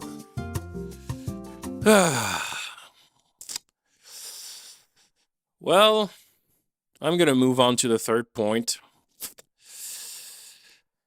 That's gonna be fun. Number 3. The fans. Yeah, I told you we were gonna get back to that, and oh boy, am I not excited. Ever since the Percy Jackson series started airing, there is a very weird phenomenon that started happening with the Percy Jackson fandom. And I think that has widely impacted the experience of watching this show for anyone who has been involved with the fan base online. Do you remember what I said at the beginning of the video? The people who hate this show refuse to admit that it has done some things right, and the people who love the show refuse to admit it has glaring flaws. And if we're being completely honest, I think it would be an understatement to say that this show has very much divided the Percy Jackson fandom. This community has spent the 7 weeks the show was on fighting amongst themselves, and the animosity that's been there has largely made the experience of watching this show as a community a bit of an unfortunate shit show. When I announced I was making this video on Instagram, which, by the way, follow me on Instagram, I got so many messages from people warning me that the Percy Jackson community is very toxic and does not tolerate any criticism of any kind, and I was warned that if the show was going to be criticized, they would find an excuse and a rebuttal to discredit that criticism immediately, no matter how senseless or bad faith that justification is. I didn't take those messages seriously. Sorry in advance to people who sent them. I just kind of dismissed them. I didn't think much of it. Because in my head, I was like, I've been involved with the Star Wars fandom. I've been involved with the MCU fandom. I got death threats from Bridgerton fans because I dared to criticize the first season. I've been out here, dude. I know toxic fans when I see them. I've seen it all. Oh, Jesus, I was so fucking wrong. The Percy Jackson fandom is a different breed. The super stans, more specifically. The stans who fall into that category of people who cannot find it in them to accept any form of criticism and disapproval of anything that relates to Percy Jackson or its author. These guys are terrifying, and they have been on a fucking bender in the last few weeks. And here's the thing, this is me giving credit to the internet here for once. Contrary to most movie and television discourse you can find on the internet, I find that a lot of the criticism that has been thrown at the Percy Jackson series in the past few weeks has been surprisingly reasonable. I mean, you'll always have some assholes who will complain that Annabeth isn't white and send a bunch of hate to Leah Jeffries, who's only 15 years old, and fuck those people. They're just mad that nobody loves them. Sucks to be you, my guy. But when talking about genuine criticism related to storytelling, writing, characters, and filmmaking, I feel like people who criticize the show, including people who did like it, by the way, have been really fair. The criticism has largely been rational, appropriate, and logical. There hasn't been anything that insane out there. But the way the super stans who adore the show have been responding to that criticism is honestly impressive. And the reason why it stands out so much is that, contrary to other fandoms, it's such a one-sided argument. Like, who are you yelling at? The people who are criticizing the show are criticizing the show. They're not like attacking people.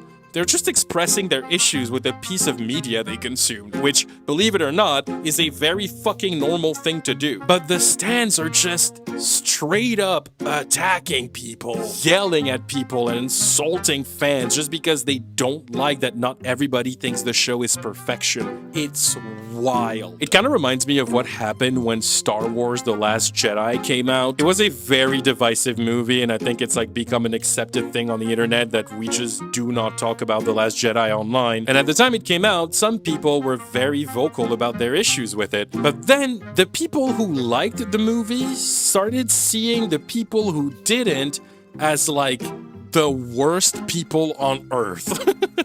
And they just started screaming into a void, almost claiming people who are critical of The Last Jedi in any capacity are fucking assholes, because they take it so personally that they consider that someone not loving the thing they love is somehow a personal attack on them, on their character, or what they stand for. This is kind of a redo of that, but on a different scale. And by the way, let me be very clear, there are some fans out there who enjoyed the show and didn't necessarily agree with the criticism, and they have been very chill about it. They can engage in healthy conversations, even if they make jokes about disagreeing with the criticism. It's all in good fun, or like they just share their excitement and they keep it to themselves. Those are not the people I'm talking about here. These people rock. I'm glad they loved the show so much. I wish I loved it as much as they did. No, the people I'm talking about here specifically is the army of stans who have made it their fucking life mission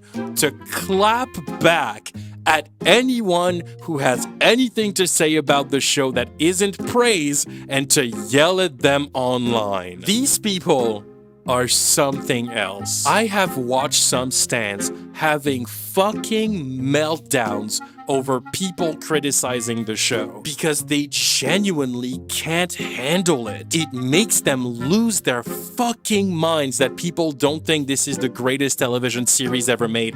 It's actually kind of crazy to witness. They are so mad that the show didn't have the response they had, that they just take it out on the audience because they can't fathom the idea that this show might be flawed. They have to prove to everyone that the criticism against the show, no matter what it is not valid. And when you guys warned me that they were ready to use any bad faith excuses, weird justifications, and flat out lies to reject any form of criticism against the show in the angriest way imaginable, Jesus, you guys did not lie. And there are a bunch of those that came back quite frequently, and I was so bothered by some of them because they just make no sense. And I had to point it out because I saw so many stans scream those things out on social media to defend the show. So let's talk about it. The number one big argument that I find completely ridiculous and is a thing that they kept repeating every week for like the first half of the show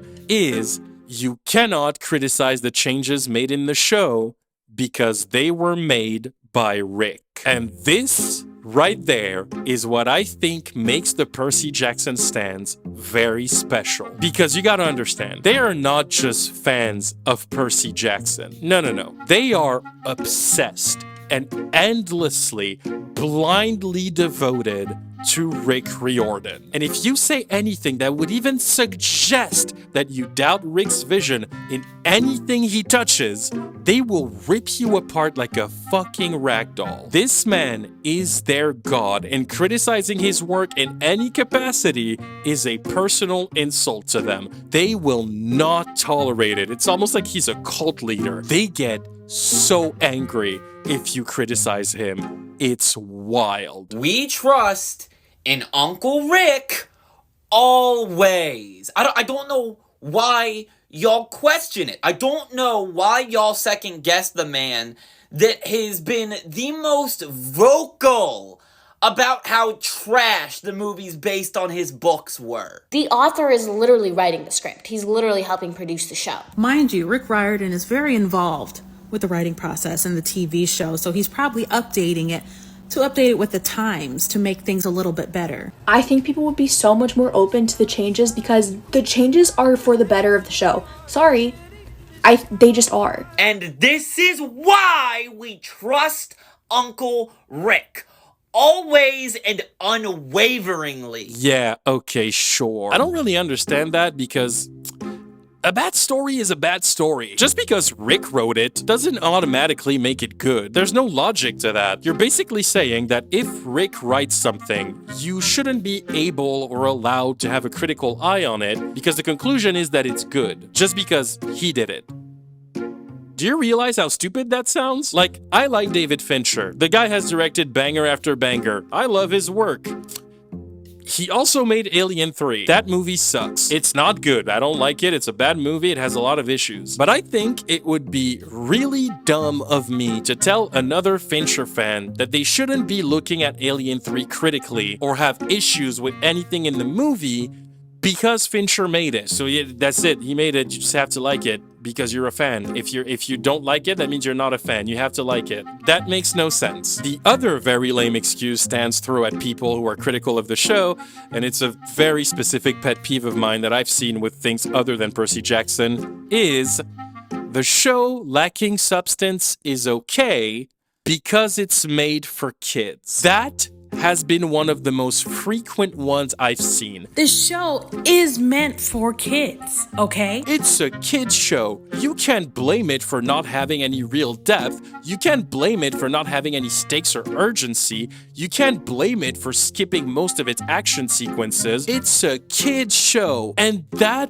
just blows my mind. And the thing is, I don't actually think that the people saying that actually believe it. It makes no sense in my head that someone would actually think that. Because what's the narrative here? That media aimed at kids cannot have depth for fear of alienating them? Bro, Gravity Falls was for kids. Samurai Jack was for kids. Harry Potter was for kids. Narnia was for kids. Star Wars was for kids. Spider-Man Into the Spider-Verse was for kids. Adventure Time, Totally Spies, Justice League. There is a reason why these shows lasted in time. Do you know why Avatar: The Last Airbender is still just as good when you watch it as an adult as it was when you experienced it as a kid? Because above being a great kids show, it's just a great show. It has great writing. It has fantastic characters with a lot of depth and incredible character arcs. It has an insane story with impeccably integrated lore and an intrigue that has palpable stakes. And because, above all else, Avatar: The Last Airbender is a show for kids that doesn't treat its target audience, the kids, like fucking morons who don't understand anything and need to have every piece of information spoon-fed to them. Mark Hamill said recently that the reason why he agreed to voice Fire Lord Ozai in Avatar is because when he read the script, he was pleased to see that the show talked up to kids and didn't talk down to them. And I think this is the best way to put it. Saying that the Percy Jackson series was robbed of its depth, its twists, its thrills, its cleverness, and its excitement is because it was made for kids is not only insulting to kids, it's also insulting to what the show could have been. And, frankly, it's insulting to the audience's intelligence in general. If that were actually the case, I would be even more pissed off that this show turned out the way it did. I don't know in what world this is supposed to be a good argument. And also, just by the way, quickly, the "it's a kids show" excuse doesn't even work because no, the fuck it's not. If you don't know, there's a Deadline report that came out like a week before the finale aired that analyzed the demographic data of the show through the Nielsen streaming charts. And guess what? It turns out that only about 25% of the millions upon millions of people who watch the Percy Jackson series on Disney Plus were under the age of 17. 25%. That means that 75% of the people who watch the show are adults. So what are we talking about here? You're not even making sense because you guys all keep talking about how this show is Rick's gift to the fans who have been waiting all this time for good adaptation. Yeah, guess what? All of those people are adults now. These are people who grew up with the books. Are those the kids the show is supposedly aimed at? Make up your mind, please. I'm sorry. Since when is the pilot season the best season of something? Like, did I miss that? Or have we just completely lost the plot? Oh, yeah. That's the other salty take. People who defend this show and don't really know how to defend it with genuine arguments like to say that people who have issues with Percy Jackson 2.0 are being too harsh because, according to them, no TV show has a good first season, which is the most ridiculous and bad faith fucking argument ever. It's baffling, with some literally confronting others in comment sections like, is it perfect? No, but name a single show where the first season is the best. Okay. Heroes, True Detective, Prison Break, Sex Education, Daredevil, Stranger Things, Lost, Jessica Jones, Westworld, One Punch Man, American Gods, The Handmaid's Tale, Killing Eve, The Flash, Mr. Robot, The Good Place, Gossip Girl, Empire, Once Upon a Time. I'm not done, by the way, I'm just taking a break. True Blood, Riverdale, Tokyo Ghoul, The Mandalorian, Euphoria, Dead to Me, Misfits, Sword Art Online, Desperate Housewives, Cruel Summer, Chilling Adventures of Sabrina, 13 Reasons Why, House of Cards, Homeland, Revenge, Orphan Black, You, Veronica Mars, Preacher, Twin Peaks. Okay, I'm gonna stop here because I can do this all day, but I feel like I've made my point. This is honestly such a disingenuous take. Are we really pretending that all of a sudden shows that have great first seasons just don't exist? Respectfully, be fucking for real right now. It just reeks of spitefulness and, may I say, a little touch of salty hypocrisy. I feel like if the Percy Jackson movies did not exist, everybody would be a lot more open to the changes that are happening in the Percy Jackson show. I think people would be so much more open to the changes because the changes are for the better of the show. Sorry, they just are. Like, people are complaining about the 4 pearls and the summer solstice deadline, blah blah blah blah blah blah. But if the movies didn't exist, I don't think people would be pining after this extremely book-accurate show that they wanted so desperately. So the Percy Jackson TV show comes out in less than 2 weeks, and this show is genuinely going to be one of the most book-accurate adaptations we've ever seen. It's the book! Well, you still can. It's the book! That doesn't make no sense. My man. And by the way, no hate towards these creators. Obviously, they all seem like the biggest sweethearts in the world, and I think their passion for the Percy Jackson universe is actually really sweet. I love how in love they are with the lore and with the characters. It's so endearing to see them so emotionally invested in it. I relate to that. It's genuinely amazing. People criticizing the Percy Jackson show for giving our golden trio 4 pearls rather than 3 is blowing my mind. Because how are y'all Percy Jackson fans and you are failing to see the vision here? I hope Rick reaches out to you because clearly he's not seeing the vision either. I love this shit. I love nerd culture and I love watching people nerd out about the things they love. It's so fun. But it is the gatekeeping and the immediate shutting down of opinionated discourse around the show that I find annoying. Any fan or audience member who has the slightest bit of criticism against the show is immediately attacked and responded to with the most random arguments and with such a condescending tone. Criticism against the show is not treated as criticism by these stands, but it is treated as a genuine transgression, a genuine offense that goes against their moral code or something. In their eyes, criticism is hate, no matter how constructive it is. You are not allowed to dislike this show. You are not allowed to be displeased or skeptical of anything Rick Riordan ever says or ever does. You are not allowed to disagree with any of his decisions, and if you do, it means you are a fake fan and you are to be shunned and you're fucking stupid and you're a hater and you don't understand the lore, yada yada yada. Any reaction to the show that isn't claiming it as absolute perfection and doesn't praise the unwavering genius of Uncle Rick is immediate bullshit. This show is above criticism. Rick Riordan is above criticism. The show is the greatest thing to ever be put to screen. Everything about it is perfect, and that is not open to discussion ever. And I think that is the fatal flaw of stan culture. It's this notion that being a quote-unquote true fan of something is rejecting any criticism it could be subjected to and only being able to see it as perfect and untouchable. And I genuinely do not understand that mentality. It is healthy for fans to be able to criticize the things they love. Constructive criticism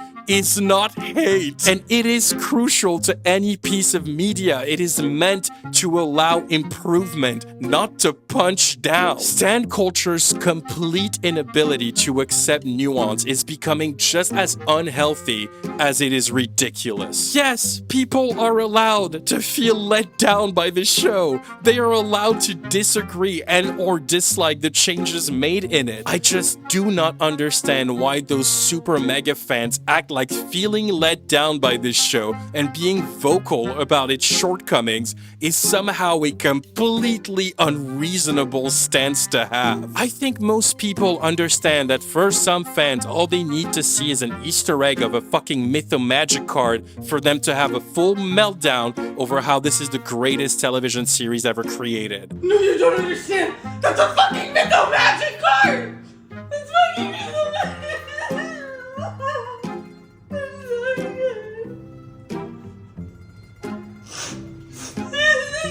Okay, but that doesn't mean this is gonna translate to everybody. Some will look at the storytelling, at character traits, at pivotal scenes, maybe at the romantic plot lines, whatever made the story memorable to them, and it doesn't make them stupid or fake fans. And that's without even mentioning that the main reason why fans of Percy Jackson were so disappointed in this show, on top of it just being kind of poorly put together, is simply that Rick Riordan has built this incredibly ill-fated habit of making gigantic promises to his fans that he just doesn't deliver on. People who defend this show blindly and refuse to acknowledge its very obvious flaws love to say that fans are only disappointed in the show because they set their expectations too high. And first of all, that says more about the show itself than it says about the fans. I didn't have any crazy expectations for the show and I still find it disappointing. But second of all, you might be right,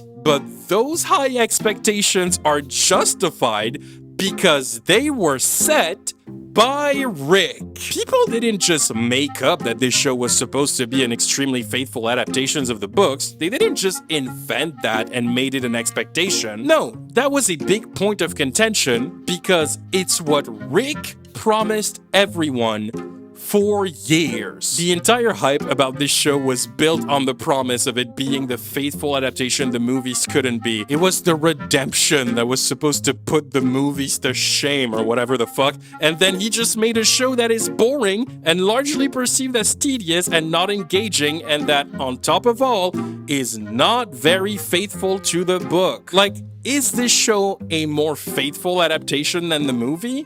Sure. But can we consider the Disney Plus Percy Jackson a faithful adaptation of the book?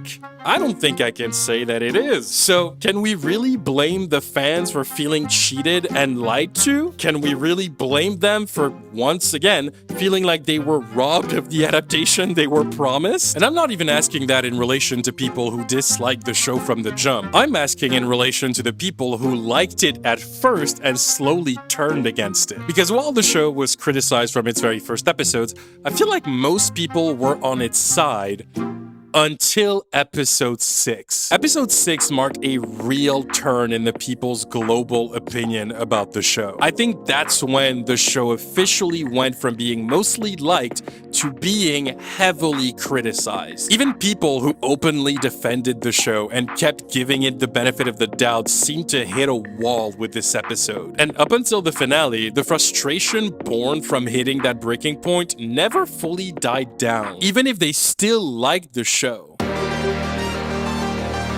Here's my thing. I literally don't agree with any of you guys on the criticisms of any of the Percy Jackson show. Percy Jackson and the Olympians is by far the best adaptation I've ever seen. And I don't mean that in the sense of it's better than the movies. I mean that it's a really good adaptation of the books. The show has no suspense. The lack of suspense is killing this show, in the sense that it's ruining crucial plot points for no reason. No one is stupid here. Like, the author himself is working on this, and even then, the actors themselves are fans of this work. No one is gonna let this entire show flop. Like, you guys do not need to worry that much. Just because something is written for children doesn't mean it needs to be badly written. And yes, I am talking about the Percy Jackson show. Someone needs to rip the Percy Jackson show out of Disney's bare fucking head. Yep, that about sums it up. So, why? Why was episode 6 the last straw for so many people? What about this episode caused a large amount of fans to sort of turn on the show? Episode 6, like I mentioned earlier, featured the very long-awaited Lotus Casino scene. It's a fan favorite moment that, in my opinion, is not only indicative of how fun Percy Jackson can be, but is also a great showcase of Rick Riordan's ability to come up with genuinely inventive twists and build them up in engaging ways. Yeah, despite what this show unfortunately demonstrates, Uncle Rick is not a bad storyteller, at least as far as novels are concerned. He has a knack for surprising the reader in very creative ways, and I think that's why it's so jarring to see that this show is the polar opposite of his storytelling skills. Because in the show, all of the fun parts that made the Lotus Casino so iconic and highly anticipated in the adaptation were erased, and you guessed it, replaced with a 1-minute exposition dump. Up until this point, Percy Jackson fans were really set on defending this show to their graves, even if they had some minor issues with it. But when episode 6 came out, that's when the fandom was truly fractured. It was like the flick of a switch. The way the public consensus shifted after this episode aired is just crazy. I think this is the point where it became undeniable for the majority of people that this show was kind of a disappointment. Again, not a failure, but a disappointment. And more specifically, it became very clear to a lot of people that Uncle Rick had officially failed to deliver on his promises. This is the episode where people really started to voice their frustration with the show. It made fans feel so let down by their big guy. And I've seen shows with devoted fandoms that slowly turned against the subject of their adoration, but I have rarely seen it happen in such an abrupt manner. I spent about 15 seconds on the Percy Jackson TV subreddit, and that was more than enough to see how utterly disappointed people are in this show. And even TikTok started to largely shift their stance on it. Are we all ready to admit that the new Percy Jackson show kind of sucks? And I really think it boils down to a few simple points, but the first and most important one is that the show is ultimately just boring. If they don't start adding more depth into his character and his storyline that is explained in the books, I think fans will slowly start to not love this show as much as they do. Now, I understand that the target audience for the Percy Jackson series is probably not a 24-year-old, but I feel like my intelligence is being insulted while I watch this because every single little thing is being, explained to me as it happens. Percy Jackson and the Olympians is a show that's so afraid of being bad that it forgets to be good. Casting? Slay. Writing? Stop telling me. Start showing me. Maybe I'm just a hater in my DNA and my blood because I keep watching the Percy Jackson show and I keep being disappointed, I'll be honest. And I'm confused because Rick, babe. I don't really care to talk about this show. I didn't really like it, which is a damn shame because the first 2 episodes banged, and I'll stand by that. I think the first 2 episodes were a really solid introduction into this show. And then we just went downhill. Then we just lost it all. This is the monster that Rick created. This is the expectation that has been led on by Rick. He could have dropped the movie, whatever, but just been led on, been festered in this fandom. So when it comes out and the TV show is just flat, and it's the tone is all weird, and it's too serious, and they're not showing anything, they're just telling everything. The kids know too much, and it's not even really that good as a TV show, never mind the source material, then it's what are we doing? You know what I mean? Percy Jackson and the Olympians, The Lightning Thief, the show on Disney Plus, is not a good show. I'm actually speaking to the fans because it's a lot of those same fans, and then they fight in the comments. They hate on people who criticize because we want it to be good. We want it to be good. Is it too much to ask? Also, let these actors improv a little, no more gun to their head, read the script, let them have a little personality, a little energy, a little juju, The biggest crime this show commits is being boring, which is absolutely wild because they have a ton of fun, awesome source material to pull shit from. So yeah, it's not really been for me, I don't think, not really with it. I swear to God, I am pissed off with the 7th episode of Percy Jackson already, and it's literally just been the first line of the bloody show. I was disappointed with the last episode, the casino episode, and my main thing with it is that they should be showing, not telling, and they're telling us everything. What we need to do now is get focused and stop pointing fingers. You're a problem. You're a real problem. We were supposed to get something really good now that Rick had his hands on it and he kept hyping us up and being like, oh, it's so good, it's so good. But then we get to it and it's like this. People are allowed to be mad. You know, like, at the end of the day, children's media, even though it's meant for kids, is not supposed to be bad. And it's not difficult to see why. The Lotus Casino was hyped up to an insane degree prior to the episode coming out, and Rick heavily contributed to that. If you don't know, Rick Riordan has publicly bashed the movie adaptation of Percy Jackson on numerous occasions. And I'm not even talking like, yeah, back in the day, 10 years ago.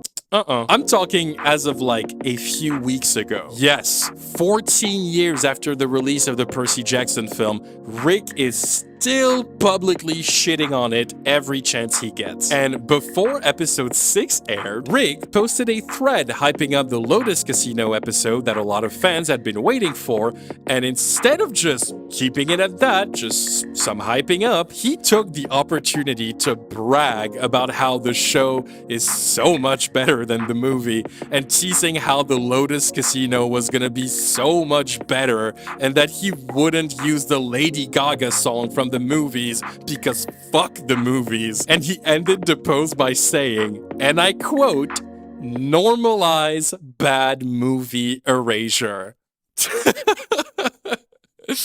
I mean, you have to applaud the man's sassiness, but I'm sorry, I find it funny because you can't talk this much shit and then come up with something so mid. This was the one episode where you really had to back your shit up, and dude, what happened? How is this the accomplished vision of the Lotus Casino? This was the most boring episode of the show. The way the Lotus Casino plays out in the book is infinitely more interesting and mysterious. It's a very small passage in the book, by the way, like a handful of pages long, if even that. But it really allows for the characters to shine, especially Percy. When the trio gets to the casino in the book, they have no idea what they're getting into. They go in and they immediately get sidetracked by the things they see there. Like, they start going around and playing games because the casino is supposed to exude this, like, magical illusion of bliss and happiness. It forces on you this kind of euphoria that makes you want to stay and play more, spend more time there, and the kids completely fall for it. Percy, in particular, is completely blown away by the Lotus Casino because he grew up poor and he's never had the opportunity to explore something like this. He's a 12-year-old in Las Vegas alone with his two friends in a larger-than-life casino inside of a 5-star hotel. This is mind-blowing to him. He can't believe what he's seeing. So he plays, and he plays, and he plays, and he's completely consumed by the feeling of bliss he's having, but then he kind of pauses because everything in the casino is blissful. Like, the sense of joy he's feeling is so intense that he becomes kind of suspicious of it. Like, it's too perfect, it's too happy, and he realizes that something about it feels off. Like, it's so euphoric that it becomes kind of creepy. So Percy starts looking around and he realizes that a lot of young people around him are dressed like they're from different times. So he goes to talk to some guy, I don't remember his name, and he asks him what year it is. And the guy responds that it's the year 1977. That kind of freaks him out, and so then he starts asking more people around, and some say it's like the 1940s, and others say no, it's like 1993 or whatever. That's when Percy understands that time is warped inside of the casino, and that realization snaps him out of his trance. And he gets Annabeth and Grover before running away. And it's only when they go outside that they realize what the casino was doing to them, and they find out in a horrible twist that they've been there for 5 days. And they now only have 1 day left to complete their quest. Love it. Fantastic twist, fantastic storytelling. This shit is so fun. But in the show, Percy is warned by his friends of what the casino is before they go in, and then the rest of the information is just told to him by Hermes off screen. We don't get a fun montage of the kids being kids and having fun at the casino with no adult supervision. Instead, everything is played very seriously. Percy and Annabeth are investigating the whole time because they already know the casino is a trap, and Grover gets one scene where we see him playing a VR game. And we're not even shown what the VR game is. We're told. Because remember, kids, the first law of the Percy Jackson show: tell everything and show nothing. And I think that's what I mean when I say the show's story changes only serve to make the story less interesting and less fun. Because all of those clever little story points are what makes the Lotus Casino scene so fun and so iconic to fans. It's the surprise, the fantasy, the magic, the excitement, the intrigue, or even the fun little reveals. Reveals that at times are nowhere to be found. I mean, this episode is titled "We Take a Zebra to Vegas," after the chapter from the book in which we find out that Percy has the ability to talk to horses. And then they skip the scene where we find out that Percy has the ability to talk to horses. This season never even mentions that that's a superpower Percy has. The zebra in question turns out to be a random Easter egg far in the background of a shot. Cool! I really wonder why this episode was the last straw for people. And then episode 7 didn't help make things better because everyone was immediately pissed off by its opening scene. The Krusty sequence was another highly anticipated scene that a lot of fans were excited to see, only to be greeted with, say it with me kids, another exposition dump. And the fun action sequence where we get to see Percy having to outsmart an opponent is erased. It's not the most egregious change in the show, it was just a boring scene that seems just really out of place within its context. Like Percy walks into Krusty's store and just starts vomiting exposition to him. You're Procrustes, son of Poseidon and murderer of travelers. The beds are a trap. That's how you do it. How you murder your guests. Bro, I think he knows. You don't need to explain it to him. Anyways, that little moment annoyed fans, and I get it. It's just that by that point, I was no longer surprised by it. I've come to accept that I just don't understand the decisions behind all those changes. Episode 7, for the most part, is not that bad. I think there's a good amount there to enjoy. For one, it's the first episode where they truly allow the trio to have banter. One episode before the finale, but still. And they made me chuckle a couple of times. No one's turning back till we all come back. No one comes back. Dude, don't make me come back out there. You're not dead. I mean, we're all dying. To some extent. You see what I mean about the potential? It's there. You get little glimpses of that potential here. You can see what it could be like if they let the actors let loose and use their natural charisma. And if they embrace the more fun tone of Percy Jackson and let go of this boring-ass, gray-ass version of it. I hope the show gets renewed for season 2 and they take in some of the criticism that was aimed at the show because the potential is there. Hi, it's me again. Turns out I recorded this video the day before season 2 was officially announced, so the show is renewed.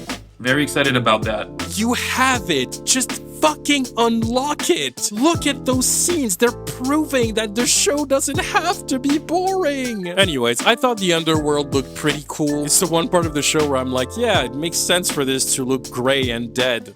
It's the underworld. The upside down castle was awesome. These things were fucking creepy. I loved that design. That was really cool. Again, the flashbacks were really strong and a great addition to the story. The downfall of the episode for me is Hades. I already talked about him before, so I'm not going to expand on that again, but this is the episode where we meet him, and that was really lame. Also, they made the whole change of the 4 pearls only for Grover to lose his in the stupidest fucking way imaginable, and they gloss over it so quickly that you're just left wondering why they made the change in the first place. I didn't mind the change that much initially because it would make sense for Poseidon to be like, kiddo, I care, here are 4 pearls, get yourself and your friends to safety, and go save your mother. I think that's cool, it works better. But you would think that after making that change, they would use that to their advantage. You'd think they would use it to create a larger sense of tension once one of them is lost, especially for Percy's character. But like, he's so chill about it and moves on from it so fast that it just renders the change completely pointless. And the way Grover loses it just makes it annoying. So like, I don't mind it that much, but you kind of wasted it. Oh, and yes, this episode and the finale also prove that changing the deadline of the quest adds absolutely nothing to the story. There isn't any more urgency, it doesn't change the stakes, it was a pointless change, thank you, good night. Overall, I think that while it is very flawed, episode 7 is the second best episode of the show, only coming behind the finale. The finale is easily the best episode of the show. Like, it's actually pretty good. Like, I liked it. It's nothing great to lose your mind about. This is still the Percy Jackson show, but it's pretty fun for what it is. And I think this is the episode that finally unlocks a little bit of the potential this show just refused to use for the rest of its run. This is what I expected the show to be like the whole time. Just fun and at least a little bit engaging. It's the episode where Percy finally starts to feel like the Percy in the books. He's sassy, hot-headed, and impulsive, but he's also hilarious, brave, and just fucking badass. Just the scene where he brings the Master Bolt back to Olympus was all the attitude I was expecting this Percy to have the whole time. Tour starts by the sign. I'm not here for the tour. I'm here to see Zeus. I don't have an appointment. Yup, that's him. That's Percy Jackson. Where the fuck have you been the last 7 episodes? The fight with Ares is decent. Some people were very unhappy that it was so incredibly short, but after the rest of the show skipping through literally every action scene in the story, I was not very surprised. A lot of people were saying beforehand that they would be really disappointed if this fight were to only be like 2 minutes long, and turns out they were wrong. It's actually under 2 minutes long. And yes, I checked. From the first blow to the very last blow, the Ares fight scene is exactly 90 seconds long, on the dot. It's a very short fight, and it is the longest one in the entire show. But you know what? I will take it. I mean, fucking finally, a real action sequence. It's about 30% of the epicness of the fight in the book, but bro, this is the first time I felt a tiny bit of excitement watching this show, and it's the finale. At this point, I'll take what I can get. But yeah, the scene is kind of fun. It's the first time we get to see Percy struggle a little bit, which makes the scene a bit more thrilling. And wow! Finally! We get to see Percy use his fucking powers! Finally! Yes, he did it once in episode 5, but that doesn't count because the show cut to black. He maybe did in episode 4. Some people think it was Percy that accidentally used his powers, and some think it was Poseidon that saved his ass. But either way, it also doesn't count because the show cut to black. And oh, I guess he did in episode 2 when Clarice attacked him in the bathroom. Fine, I'll count this one even though he didn't do it on purpose. Actually, now that I come to think of it, I don't think Percy used his powers intentionally a single time in the entire show. And no, the episode 5 thing doesn't count because when he is asked if he did that on purpose, he says he doesn't know. I'm not even sure he did it on purpose in the finale. We never really get to see him learn to use his powers. They just sort of manifest whenever. But when it comes to the Ares fight, I personally think it made no sense to put that scene at the beginning of episode 8. It would have been way more climactic and epic to have it as the final scene of episode 7 rather than like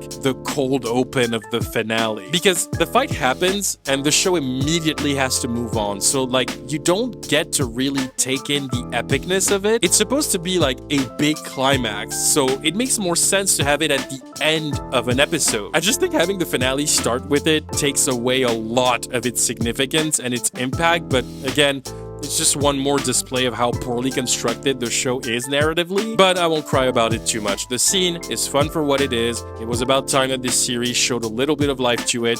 I enjoyed the scene. It was a great 90 seconds. The reveal of Luke being the lightning thief is like whatever, sort of underwhelming, sort of not. There was a joke online that the show was so excessive about its terrible exposition dumps that we could probably assume that the Luke reveal would not be a genuine twist where Percy figures it out in a gut punch moment, but instead would just have Percy randomly go, "You're the lightning thief," out of nowhere, and then proceed to have him explain Luke's plan out loud in an exposition dump. It was just a bit of a haha, the show's writing is so bad little joke. But it turns out that that's exactly what happens. Because you knew that Clarice didn't steal the bolt. You did. Don't do it. Don't do it. You worked with Ares to plan it on me. So when the shoes you gave me pulled me down into Tartarus, the bolt would be delivered right to Kronos. What? Dude. How did you even get to this conclusion? How do you know any of this? Why is this show so allergic to tension? Why is it always glossing over its own twist? I don't get it. And by the way, they waited way too long to show you Luke and Percy training. Like, why not show this before? It would have made way more sense for the buildup of the twist, because this version of the twist doesn't really have an impact, especially if you haven't read the books. If you haven't read the books, you don't even give a shit about Luke. I'm sorry, but Luke is not a fleshed out character in this show. He's just an exposition guy that gives exposition in like one episode, and we haven't even seen him since episode 2, or like the beginning of episode 3. Aside from that one scene in episode 5 where he's doing like a magical Zoom call. Like, the show completely forgets to keep his presence somewhat engaging in order for the twist to feel like a betrayal that's impactful to the audience as much as it is to Percy. It's supposed to be the betrayal of a friend, but it doesn't feel like Percy and Luke are friends. And they've gotten away with it for far too long.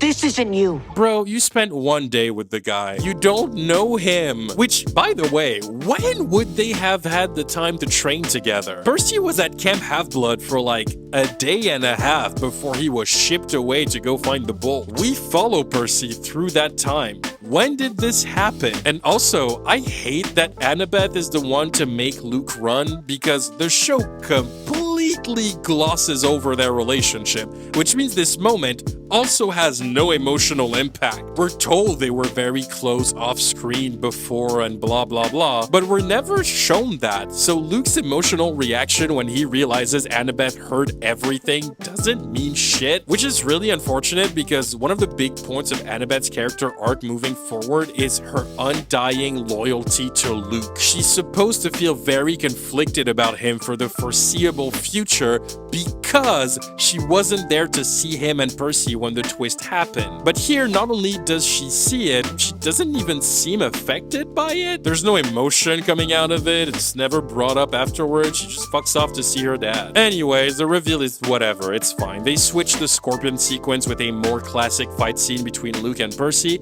and it's fine. I don't mind it. And in the finale, we are also treated to Lance Reddick's final performance before his very sad passing last March, and it was a very welcome breath of fresh air. He appears in the finale as Zeus, the king of the gods, and he is, unsurprisingly, very good in the role. He's the only god who actually feels and embodies the presence of a god. From the second he's introduced, you immediately know you should not fuck with this guy.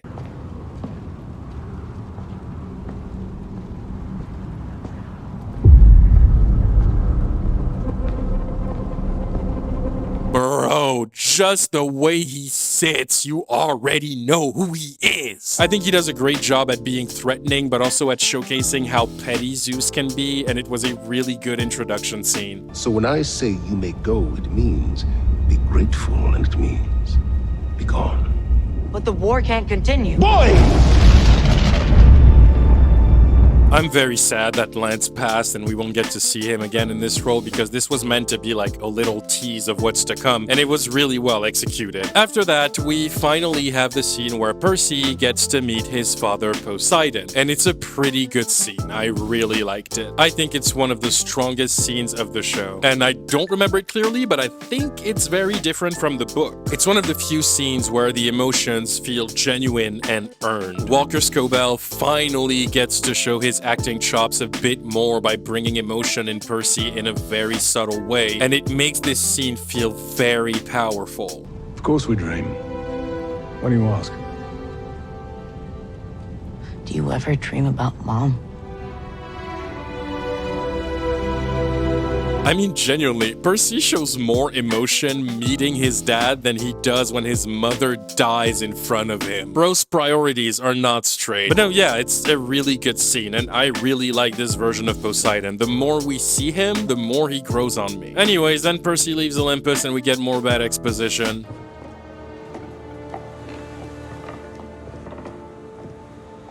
Hades sent you to retrieve it. That's been your quest all along. Bro, how do you know that? Why does Percy know fucking everything for no reason? He's always telling other people what their motivations are. It was Kronos. It was his idea to frame Poseidon's kid and steal Hades' helm and Zeus's bolt to start a war. Is that where he got to you too?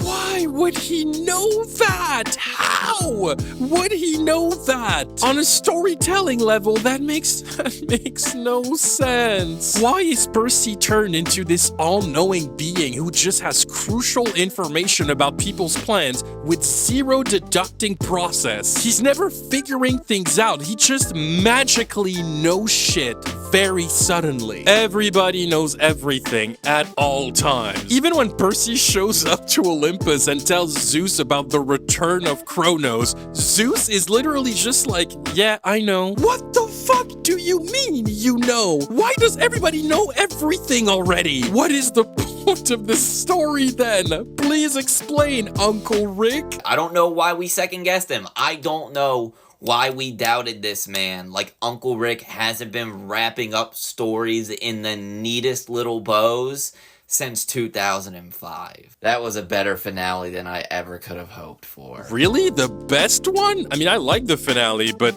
this is still full of plot holes. I still have all of my reasons to doubt Rick moving forward. Let me give you a few examples. Poseidon surrenders to Zeus in exchange for the sparing of Percy's life, so he loses the war. Technically before it began, but he loses. Okay, but the show never explains what that means. Like, what does that war implicate? What is Poseidon losing by losing the war? Is he renouncing his kingdom? Is he losing his domain? Or is it just that he's humiliated? Is it just for Zeus to tell the other gods he's better than him? Bro literally looks Zeus right in the eye and says, I surrender, you win the war. And Zeus is like, damn, let's fucking go. Let's have dinner with the family so I can tell them how I humiliated you. And like, what comes of it? Is that it? This was supposed to be the entire point of tension, causing a sense of urgency in the plot. You made a change in the story, making the trio miss the deadline of their quest, which supposedly set the war in motion, and now you're telling me all of that was for nothing? Or for Zeus to be able to publicly laugh at his brother with like the rest of their family? This whole show is about avoiding that massive war, but it's never actually explained what the implications of that war are. Also, the Annabeth regret thing is never brought up again. At the end of the season, we find out she's going home to see her dad, which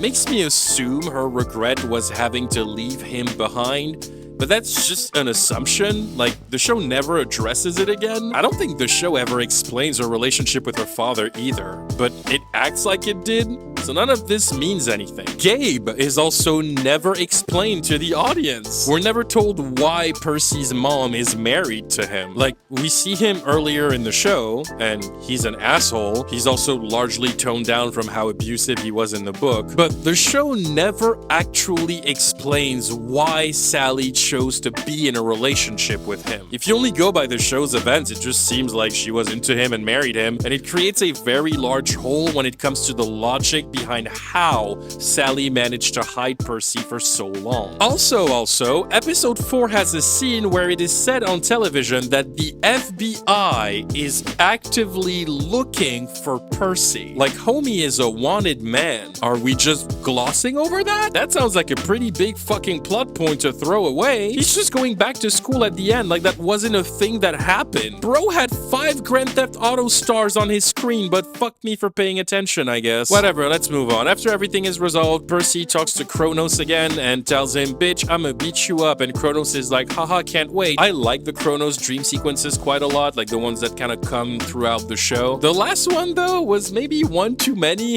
It made Kronos go from genuinely threatening and mysterious to like goofy, but whatever, I don't care. Overall, the finale was flawed, but much better than the rest of the show. You can tell in the last 2 episodes of the show that there's like some improvement, so I hope that that continues. Like, if anything, the finale gave me hope for what season 2 could be if Rick and his crew learned from the shortcomings of this season. And honestly, I find it kind of funny, just a little bit, because after all the shit talking he did, now that the first season of his adaptation is over, I've been starting to see a take from fans slowly take over the internet, and I still can't fully believe it's true. And that take is, after the end of the season, the movie is better. Oh lord. When I tell you I did not see this shit coming, and at first I was gonna dismiss it as people just being silly and stuff, but the more this take has been becoming popular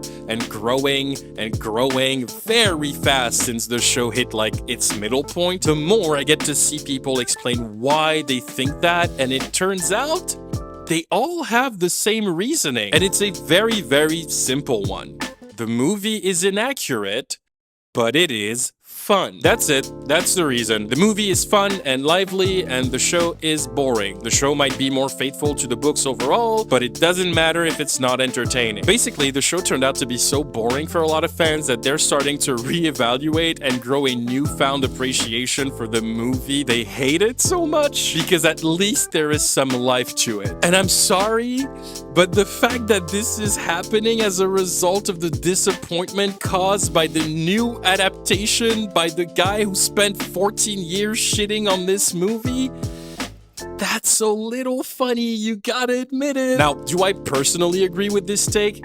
I don't know, honestly. It's been a while since I've watched a movie, so I can't quite tell, but I can tell you from memory that I had way more fun watching the movie than I did watching the show, and I'm not really surprised that so many people are coming to that same conclusion. Genuinely, where did all of this love for the movies come from? Where did it come from? Because I know there were like a select few, but not this many. Maybe I need to re-explore the movie. It's been way too long, but so far, I can't really answer that question. I don't know if I agree. I just think it's funny that this is what's happening. In the end, yeah, Percy Jackson and the Olympians didn't quite live up to the hype. Is it an awful show? No, it's not. Calm down. Like, unless 2024 turns out to be the greatest year in television history with no misses whatsoever, I don't think Percy Jackson will come even close to making my top 10 worst list at the end of the year. But there is also no scenario where it ends up making the top 10 best list. It's not happening. However, like I said, I didn't hate the show, and unlike some more angry fans, I don't want this new Percy Jackson to be cancelled. First of all, it's not gonna be cancelled. This show scored a very strong audience on Disney+. A lot of people watched it. I would be very surprised if Disney didn't renew it. And good. I know I was very critical in this video because the show very much deserves its criticism, but despite what you might think, I am rooting for this show. I like this cast. Walker Scobell, Leah Jeffries, Aryan Samhadri, Virginia Cole, not you, Toby Stevens, Glynn Turman, Charlie Bushnell, Bushnell? I don't know how to pronounce it, but the kid who plays Luke, I like him. This cast deserves to unlock the potential of the show, and I want them to get a second season, but for the love of God, writers, get your shit together in this next season. All I want is to come back here when season 2 comes out and gush about how it got better than season 1 and we can all shut the fuck up about it. Anyways, I'm done. This video is way too long. I didn't realize I would have this much to say about this show, but here we are. Kerry Washington for Athena. Thank you very much.